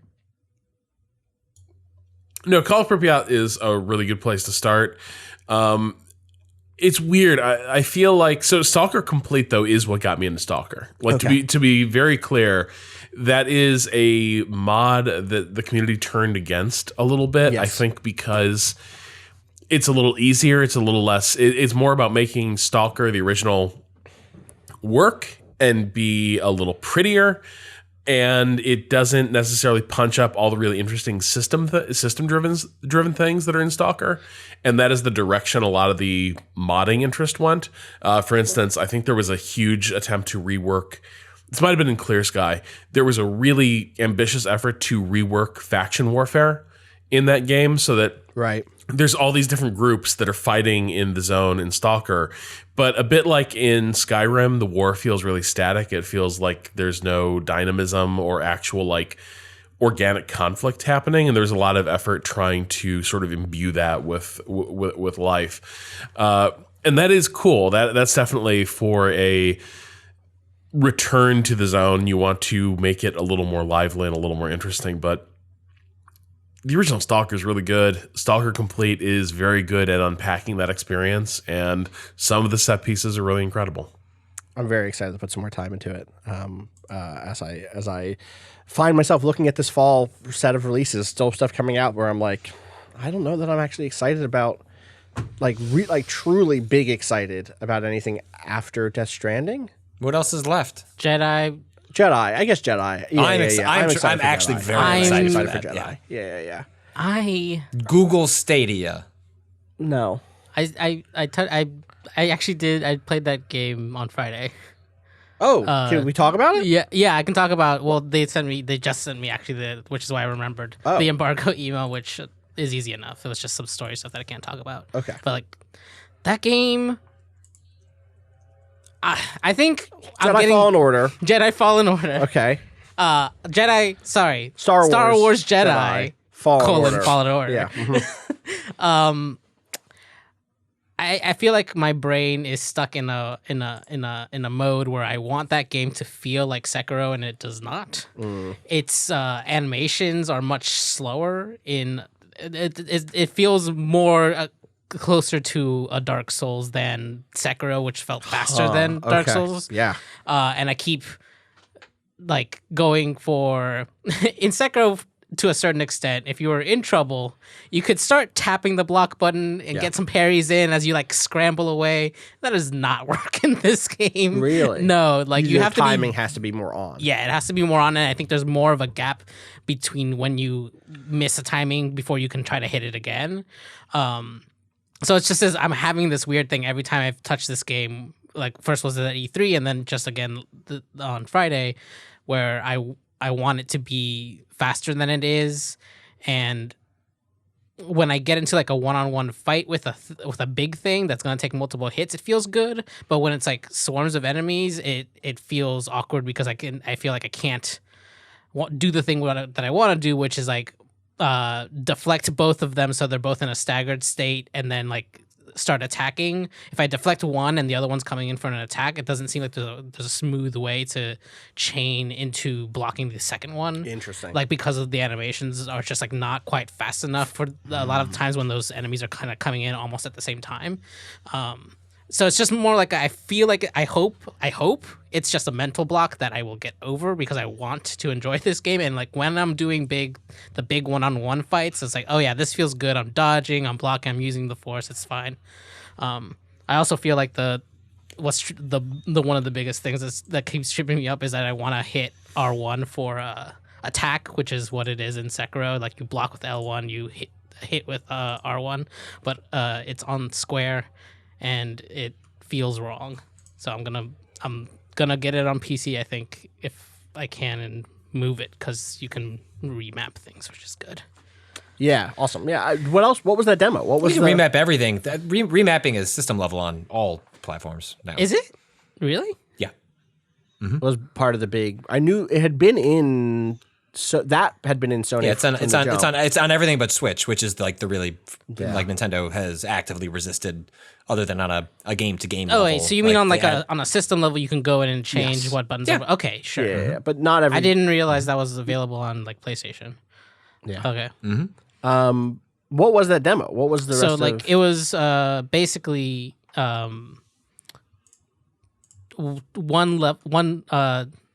two levels, I guess, if you want to think about it that way. It's more like two areas of a Dark Souls like game, right? One of them being like a more kind of dungeon-like thing that had like environmental puzzles in it, Okay. And the other one being more just like a general overworld with enemies. Then you're like trying to find a path through. There were multiple like times where I looped back around to an area and opened a shortcut, like straight up at a Dark Souls or whatever. Yeah, like, and hold on, let me double check. Let me double check this embargo because it's very specific. Yeah, no, it had some story beats with those characters on that ship, which is how you get around, right? Like you go to different planets, and that's just not, you're not piloting that ship actually, right? No, it's like it's the like outer world ship of like you pick a destination. Yeah, and like in between, there's it's not like the Destiny ships where it's like it's literally a loading screen. It's like you're still walking around on the ship while it's loading, and the characters are talking. There's like, little story bits that happen on there. There's also a garden on the ship. You can garden. You can plant plants and make your ship look nice. But basically, there were 2 different planets that you could go to, and they talked about how it was mostly locked behind abilities, but not stories. So you could go off and do stuff on a planet, even if it's not part of the main storyline, as long as you had the right abilities. And apparently, it sounds like they didn't tie those abilities in a way where like they made it very explicit that there will be moments where you can go to planets and like explore and find things and like do side quests basically that don't have anything to do with the story, and you can just go. You have like a choice of wherever you want to like. It's like semi-open in that way, but it's gated. It's it's similar. It's similar to, and even the map looks a lot like reminded me a lot of Metroid Prime, like where you could see the like doors, like a 3D map. Yeah. You could see where the doors are, and they mark the ones that you can't open with red, the ones that you haven't like actually examined yet with like orange or something, and like green, it means you have the ability now. You can go through it. Yeah. Cool. But yeah, that game, I just like, I hope it's my weird headspace and not that they've made the animations a little clunky. Yeah. I think it is. I think I really want to believe that it's just like I'm fucking up, because otherwise it looks really good. And I think I've like seen like seeing other people play it, or seen like the like demos that they like release, and it looks more fluid than when it is in my hands, which was part of what makes me feel like I'm fucking up. Like you're missing the timing versus the game's like animation priority being weird or whatever. Yeah, that's it's that's soon, it's right? rough. That's 2 weeks from now. Yeah, it's the 15th. Yeah, next Friday. Yeah. There were a bunch of Pokemon leaks. I want to think about other stuff that's coming out soon. Did you see those? No, what happened? There was all of the starter evolutions Corfish? are out there. A bunch shit. of other stuff is out there now. Oh, God. Leaks. How does this stuff leak? Where is it leaking from? I mean, Game Freak. No. I know, but I'm just like, No. I've always been fascinated by think so. Nintendo as a company. They've gotten leakier in the last 5 years for sure, relative to where they were from. But I'm just like, where? Because it's not coming from early access to the game. Like Nintendo has not sent out review code for Pokemon yet. At least not to us. Is it entirely possible it's for some sort of Japanese publication? My guess is. But Pokemon stuff leaks all the time. Like this isn't even So like it could this be is Game consistent with like prior to this game even being unveiled. Yeah. There's like it's specific to Pokemon in a way that I've always wondered like why. So this stuff I've always thought was this specific stuff, like a week or two before launch, is. I've always heard that stuff comes to outlets who get the game early, often not in North America or Japan, like Europe, South America, where the connection is a little, or like the relationships are different between publisher and outlet. I've also heard, so the Game Freak question for earlier stuff, I think maybe this time around is maybe more viable than in the past. This is not like I wouldn't go to print with this, but from what I've heard is that like the morale at Game Freak right now is really low. That like the backlash to the stuff that happened earlier this year around the announcement that the game would only have Generation 1 plus new Pokemon was like really demoralizing, and that has just continued to spiral, and that the stuff at people at Game Freak are just in a rough fucking place right now. Small thing there. It's just to be clear, it's not just Generation 1. It has its own dex that is made up of Pokemon from all the generations, right? But it's not complete.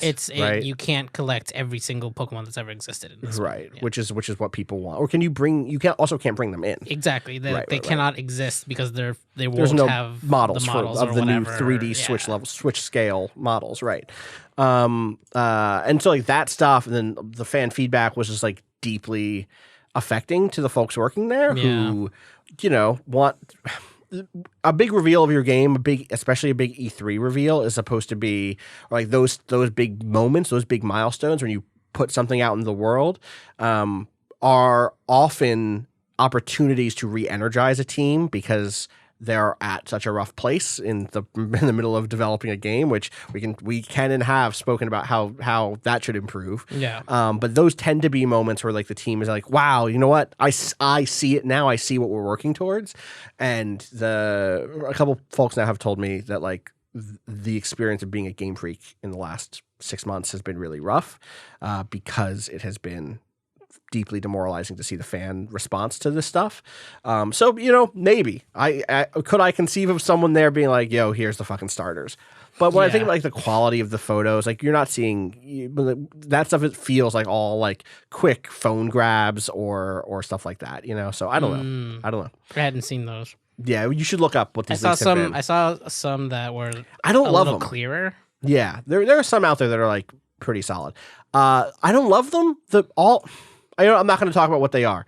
I think there were some cool Pokemon in there. I just don't love the starter evolutions. So when those actually hit, we should talk about them. Yeah. But that's like a personal thing about what I like and don't like about a Pokemon. Sure. So anyway, I'm curious. Shenmue 3. That's next week? No, the week after? The 19th. Wow. Phoenix Finally. Point. That's not real. That's fake. That's coming out later. That got delayed. Didn't it? That's not December anymore? I was 90% sure that got delayed. That's not a real thing, too. I know it got delayed, but I thought, is it not December anymore? Maybe it is. I'm checking. Need for Speed Heat. That's coming out on Friday. Oh, what? Y'all heard anything about code for that? What? No. Yeah, it still says December for... No, I got code. No, they gave me code like late last week. Oh, okay. Oh, nice. Okay. I really didn't like the last Need for Speed. I hope that they turn the corner, so to speak. Phoenix Point does Bring though. the heat. Bring the heat. Yeah, thank you. If you Getting will. chilly now. Use a little bit of heat sometimes. It is getting chilly. Yeah. What else? Is that it? Is that where we're at? November used to be the month, right? There are years when November was the month more than October. But I think more as games have gotten more expensive and release dates have gotten a little more fungible. It's like, hey, why rush that game out in November when you could just release it in January and just do okay? Super Lucky's Tale for Switch, Age of Empires 2 Definitive Edition. That's out in 10 days. Last Life is Strange. Terminator Resistance. Ooh. Darksiders Genesis. When does the last Life is Strange actually drop? Early December. Okay. Is MechWarrior 5 Mercenaries actually coming out in December, Rob? I haven't heard about that. Like, I haven't heard one way or the other, but I feel like I should be hearing more about it if it's actually imminent, right? Yeah, we should send some like emails. They would, especially us. They would have reached out to us by now if there was a little more going on. Which is one of those things where we woke up and it was November. Do you know what I mean? If we had this conversation a week ago, we'd all be like, whatever. It's mid-December. It'll be out when it's out. But yeah, I guess it's funny. Like we're getting towards the end of the embargo zone here. I thought we were going to be still deep in it, but these days the embargo zone like comes and goes.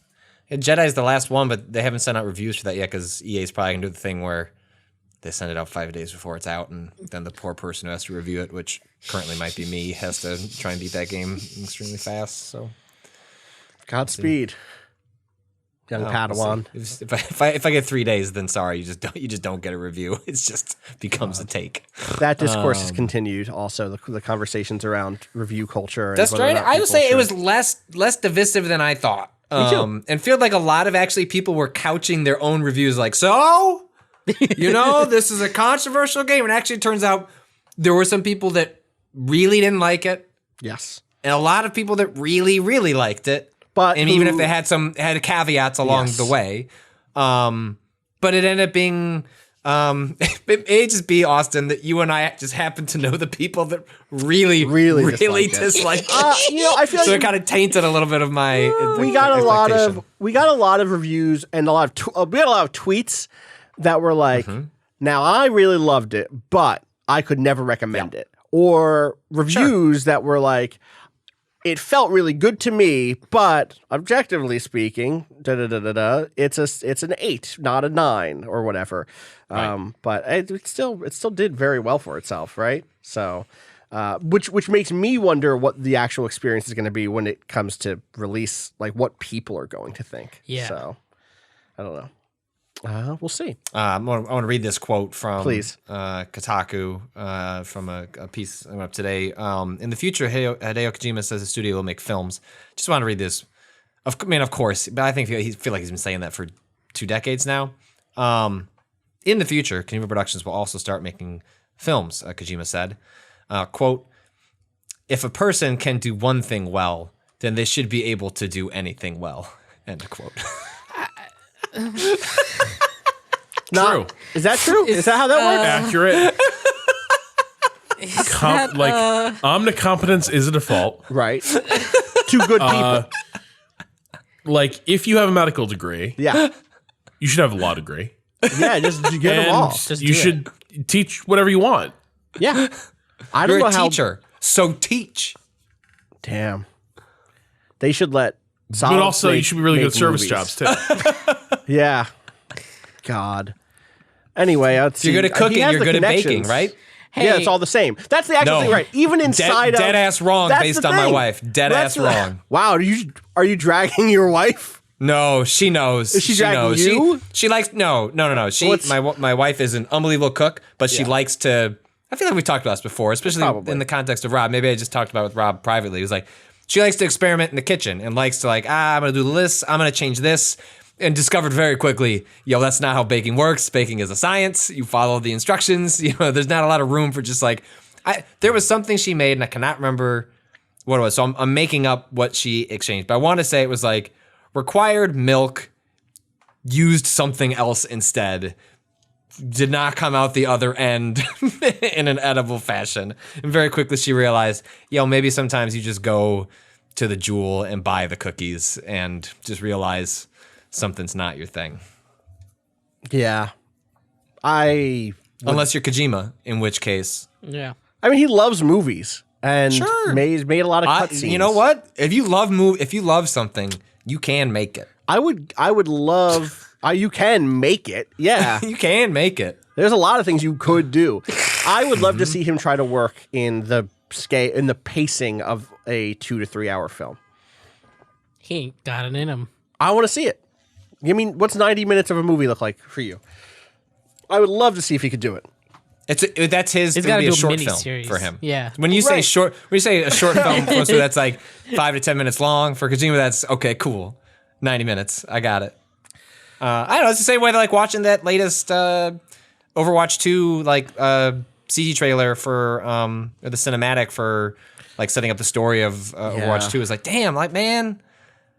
I would watch. I'm not even that interested in playing more Overwatch, but those characters are really jump off the screen, and watching those 10-minute videos, I would watch a TV series on Disney Plus that was just the Overwatch characters. Still surprised they haven't done that. Do we want to talk about what the BlizzCon stuff is real quick? It'll just be a cop show, right? Yeah, it'll be a cop show. What'd you say? That is what it would be. Oh.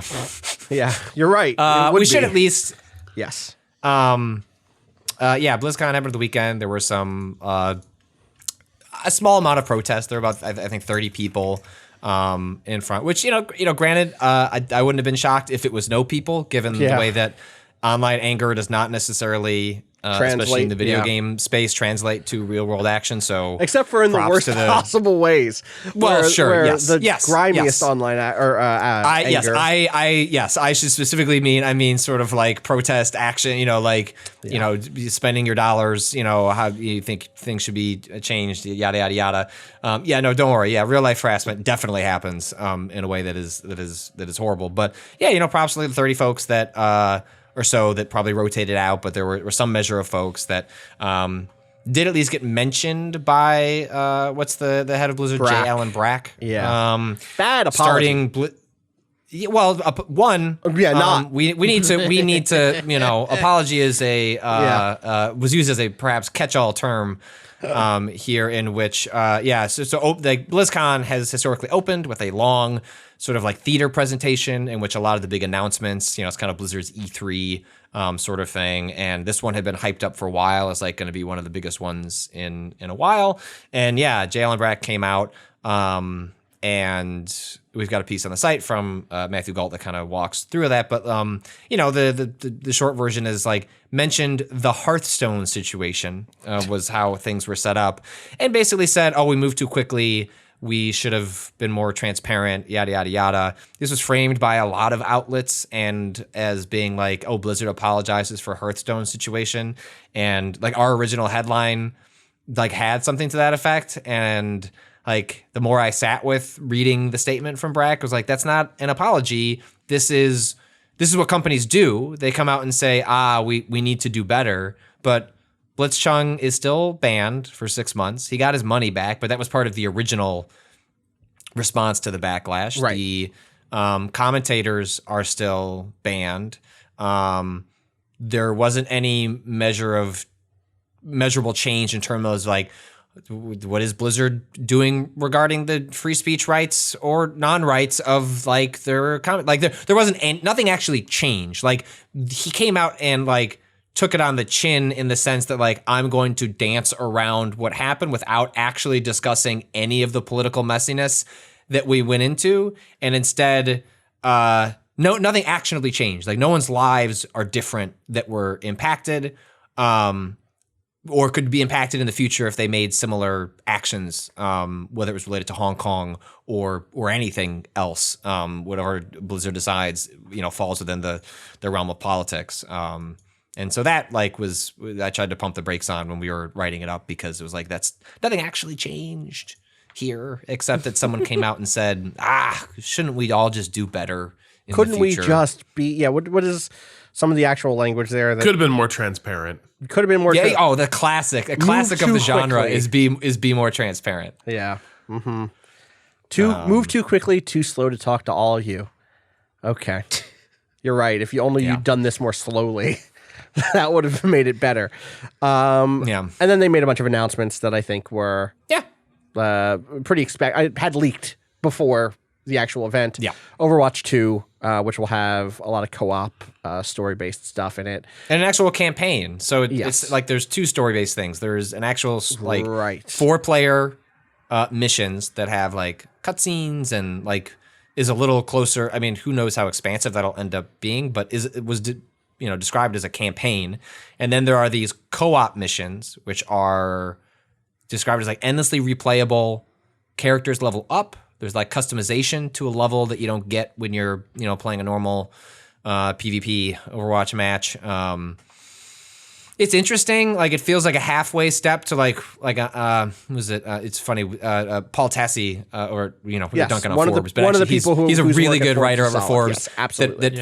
And he does a lot of good writing about service games like Overwatch, and he did a piece responding to this, and like one of the lines he had in there was like, well, he's like, yeah, I think a lot of us, including people who enjoyed the PvP of Overwatch, would have loved to have seen Blizzard do like a single player game in the Overwatch universe, but wouldn't that have been like something like way more expansive than like a couple of missions? Seems like a half step that will like satisfy people, but isn't necessarily like the full step towards what would have been like a more interesting, potentially more interesting, or do the full Destiny-ification of Overwatch, which this also does not appear to be necessarily. So it'll probably get me to play it again. They also did the really interesting thing, which actually maybe way more interesting than the storyline stuff, is that they're not going to charge So current Overwatch players, if you aren't interested in PvE, because that's what they're going to charge for, if you just want new maps and new heroes, you're good. Like, you'll just get that. Like, the heroes will, if you stay in Overwatch, like, you don't have to buy anything new. The heroes and maps will, presumably new game modes will, like push, which is I think one of the new ones in Overwatch 2. I don't know, maybe you do have to pay for that. I'm not sure, but it's unique. Overwatch is wholly unique and like not like splitting a player base in that regard and saying, actually, the thing you're going to be most excited to pay for is this PvE stuff, which will probably be some measure of people, but it's a unique circumstance for them to be in where they are saying you don't need to pay for the new maps and new heroes, because that's just not usually how this stuff That's not works. how Overwatch has ever worked. Yeah, totally. They also announced Diablo 4, which a game they've said is not close even by Blizzard standards. Yeah. Which made it sound like it's a 2021 game, which boy does that reek of like a company desperate to have people get excited for something when you're announcing a game that is conservatively 3 years out. Weird. Or 2 years out, maybe. I bet it's strange. I bet it's 3. I bet it's 2022. I bet it's 3. 2022. Because Overwatch 2 also doesn't have a date, right? No, but I bet that game is End of 2020. aiming for end of next year. Yeah, and then could see it get bumped to early 2021. And then 2021 is the year of Overwatch content. And then Yes. 2022 is Diablo 4. Well, Right. there's also a WoW thing somewhere in there, right? Yeah, I mean, yes. WoW Shadowbringers. But WoW Shadow, and Hearthstone are like It is always Shadow something. Is it? Yeah, that was Fuck. the Final Fantasy XIV account sent them very light shade. Shadow, really? Yeah, Shadowlands. The Final Fantasy XIV account basically was like, from someone who already explored the shadows. Good luck, or whatever. It was very funny. I mean, what the fuck ever, obviously, but yeah. It turns out shadows are Good cinematics. yeah. Good luck in the Shadowlands at Warcraft. So, That's good. a lot of places have shadows. Yeah, I don't know. I don't know. I don't know why I even let myself think that there would be larger action at any point. Not that I was ever like super convinced by it, but I need to commit to my cynicism when it comes to gamer activism. And actually, I should have just suspected that it would be like, can I undelete my Blizzard account now? Ugh. That's Oh my god, that that's tweet one was a yes, beautiful it's- thing. Yes. But I think pretty telling. People should go look up that tweet on Rami's. Can I? Yeah, I think I have it? definitely There's been retweeted multiple. it. Yeah, please go ahead and read it. We'll give me a second to pull it up, but I thought you had it it. cracks me up because like I'll get there as I pull it up. But part of it, including someone saying that they hope they could get their loot back as well from their stuff. Where here we go. How to restore my deleted Blizzard account comes from user. Ooh. So I deleted my Blizzard account 2 weeks ago because of the Hong Kong controversy, which. But now I want to play the Overwatch Halloween event. How can I restore my account with all the skins I had, if possible? Thanks in advance. Very good. Man. Very good. God. On that beautiful note, Yep. I think we should wrap this one up, folks. Sure. We got a full week ahead of us still. Again, I guess no big releases this week, but there will be content up on the site. And we'll be back on People should go check out Death Stranding's the coming out. Oh, yeah, that's Friday, right? yeah That's on Friday. That's right. Yeah.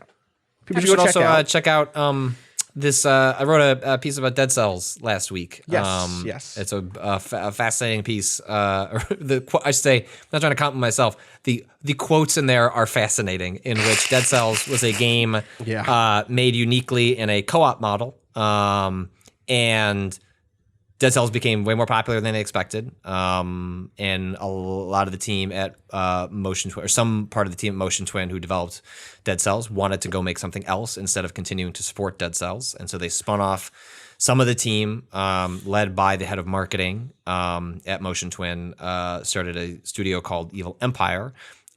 which is immediately Little on the nose, I would say. Yeah, I mean, I think it's an attempt to be cutesy that has some, can have some connotations that maybe prove it before you decide you can be snarky about it. But they're getting rid of the co-op model. They for short version, co-ops do lots of things, but in a lot of ways, they try in some forms create power equity between workers. That doesn't always necessarily mean that everyone is paid the same, but that is a common version of a co-op. I profiled a studio called Co-op with a K in Canada, in which that is the model they had, which was power equity, money equity, and Motion Twin was the exact same way. It was power equity and money equity, the person I interviewed about Evil Empire, just go read the quotes, but he explains some things that I think are understandable. That's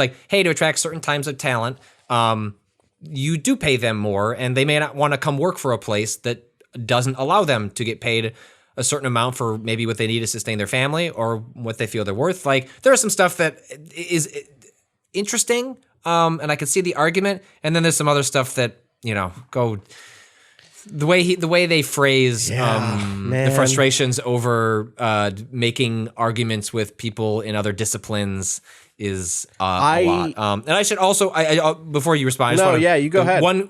One criticism that people had in response to my piece that I think it is illustrated in it, but maybe I didn't make it as clear, is that there are no definitions of what a co-op is. It's more of a philosophy of equity, as opposed to a co-op has to fit XYZ in order to be considered a co-op. And so I heard from various folks, it's hey, Motion Twin's failings, which may have been a result of their failing, their inability to fill in certain gaps of their personnel because of the co-op model they had, in which their frustrations about being able to not resolve arguments is not inherently a failure of a co-op model that's going after power equity. It's because they probably should have put a structure in place to resolve that stuff in a more expedited fashion. I heard from people I have been in a co-op in which people are paid more or paid less, and there are ways that is resolved or dealt with in different ways. So just I think the piece can be looked at in a light that's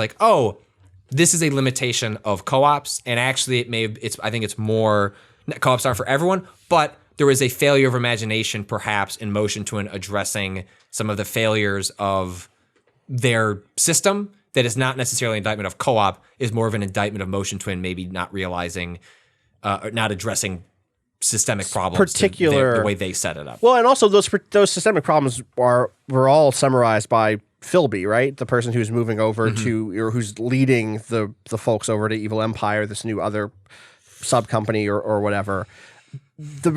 Motion Twin staying a co-op. The people in Motion Twin who are staying in Motion Twin are sticking to the co-op formula. That's still the bulk of the people who made Dead Cells, right? The bulk of people are staying in Motion Twin. They were 11 employees or workers at the time that Dead Cells was made. I'm unclear. I don't think that's changed a whole lot. I mean, the two co-ops that I have read up, the Co-op, the company in Canada, and Motion Twin, it has seemed to be the case that co-ops scale to around 10 to 15 based on the ones that I've seen. That's not exclusive. Co-ops can scale past that, but the ones they seem to be hovering around that sort of area to manage what they're building. But I just wanted to emphasize that it was not the Motion Twins co-op failed because for Philby, for these other people who are moving over to this other company, they wanted something else there, and it reads to me, it was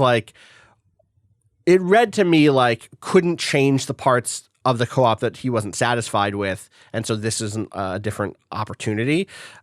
But there's a quote in there that's so funny where he's just it sucks when you have to give people a crash course in graphic design, especially when those people are programmers incapable of drawing a stick figure. And it's you can run a co-op a different way. You can run a listen, I don't even go here anymore. I can say whatever the fuck I want.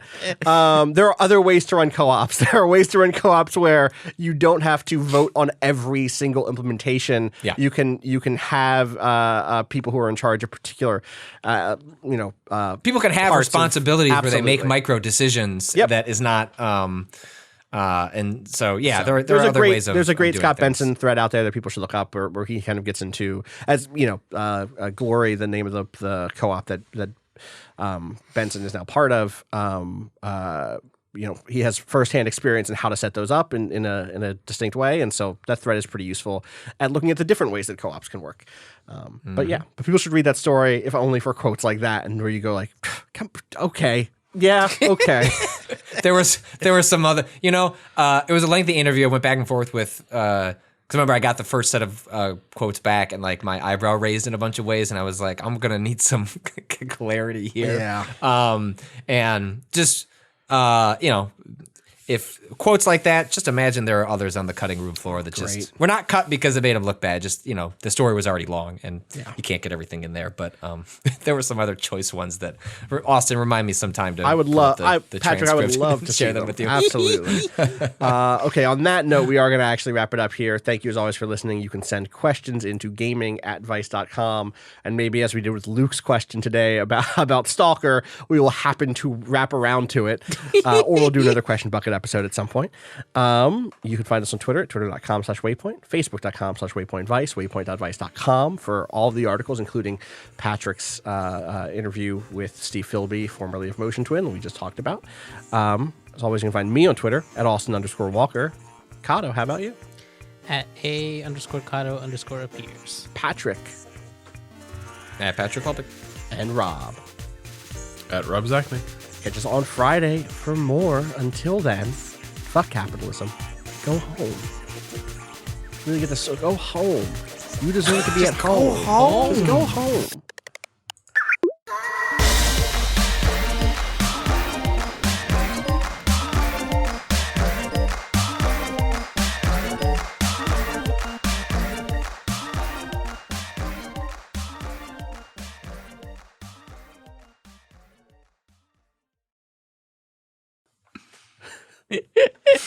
All right. Capitalism's waiting for you there. It is. That's the actual secret. The capitalism is inside the house. Loch Ness monster like waveform on the track. I've been Gotta editing. be a way. I've been editing. Gotta be a way to do like a waveforms. macro to like. Oh, I'm lock sure. that I'm button sure- exists somewhere in the system, If right? you have a gamer keyboard, you could definitely set a macro on like one of your gamer keys, your G keys. I what have they're that. called. I have know. this keyboard that lights up because of Joel. I saw people on Reset out Era to complaining Joel. about your keyboard, Patrick. People are very upset about how Playing loud. on my keyboard. Yeah, about how loud your keyboard is, and I was like, Are we sure it's Patrick's? Because I type too. "Oh, maybe it's yours." And I also have a mechanical keyboard. I do too at home, but I was like, if I was at home, it could have been any of us. Yeah, the Era Yeah, was. sorry. I try to mute it when I type, but unfortunately, look, I like a mechanical. We all like. We all like mechanical mechanical Yeah, keyboards. It's like I am Spartacus for Googling during a pod. Listen, sometimes I gotta Google some shit in the middle of recording. It happens. But but Otherwise, you'll send us emails. exactly. We're don't want avoiding those. future complaints. My favorite is when I stream. Sometimes the Slack notification will come through because like in the motherboard tech one, like they'll do @here's all the time, so I could like tick, tick, tick. And then because there's no way Patrick? that like Patrick, what what did you just hit? Did you hit something on your? no I went He made a sound effect. No, his voice is deeper. what Speak. What? Speak. I'm speaking. No, you sound like you're a demon. What is happening? Something's You're wrong like- on you're like, something's you're like, wrong I'm on your speaking. end, Austin. Cado and I look Jesus at each Christ. other. Cado and I Hold on, lock everyone be eyes. quiet. Yeah. Patrick, talk. Rob, how do I sound? I guess you do sound a little deeper. It's not. It's at the middle of what he's saying. It's not at the top or the end. Yeah. Do you know what I mean? Tell Yeah. me how the Bears did last night, Patrick. I don't know. I didn't watch most of the game, but I Oh watched my- enough of it to. What is happening? Okay, Patrick, you know in Home Alone 2, the fucking thing that Kevin has, and he's like, the whole movie, he's like, okay, kids, that's happening on your track. Live. Let me see what I want to see what the actual track sounds like. He sounds a little drunk. It's very funny. Oh my god. Cado, you have the low. You have an OBS, Yes, or you have like a backup on. Okay. Yep, I captured it. God.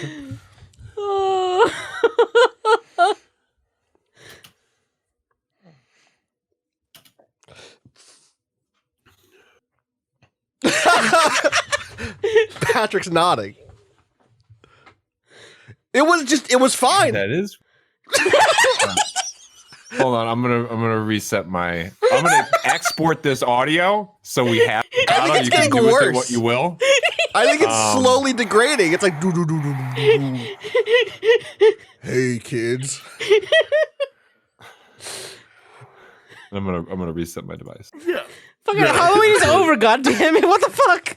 God, all those movies he watched about things becoming haunted. Right. His microphone. God damn. Oh. Was this any better? Yeah, you're fine. Okay. That's weird. What? Wait, keep going. Hey, I'm testing the mic. 1, 2, 3. 1, 2, 3. That's Patrick. That's Patrick. That's Patrick. But it could happen That's again. Patrick. Let's keep it in mind. All right. Okay. Very funny to be like. With I was fiddling with my USB hub Gotcha. a minute ago, so I feel like maybe that's what caused. Yeah, that makes sense. That makes sense. It's very funny to be like, I should get an XLR set up at some. I'll get an XLR set up at some point. Instantly, microphone decides. You'll do what? Excuse me. All right, we should time dot is. All right, time that is. Yeah. Let's do 37.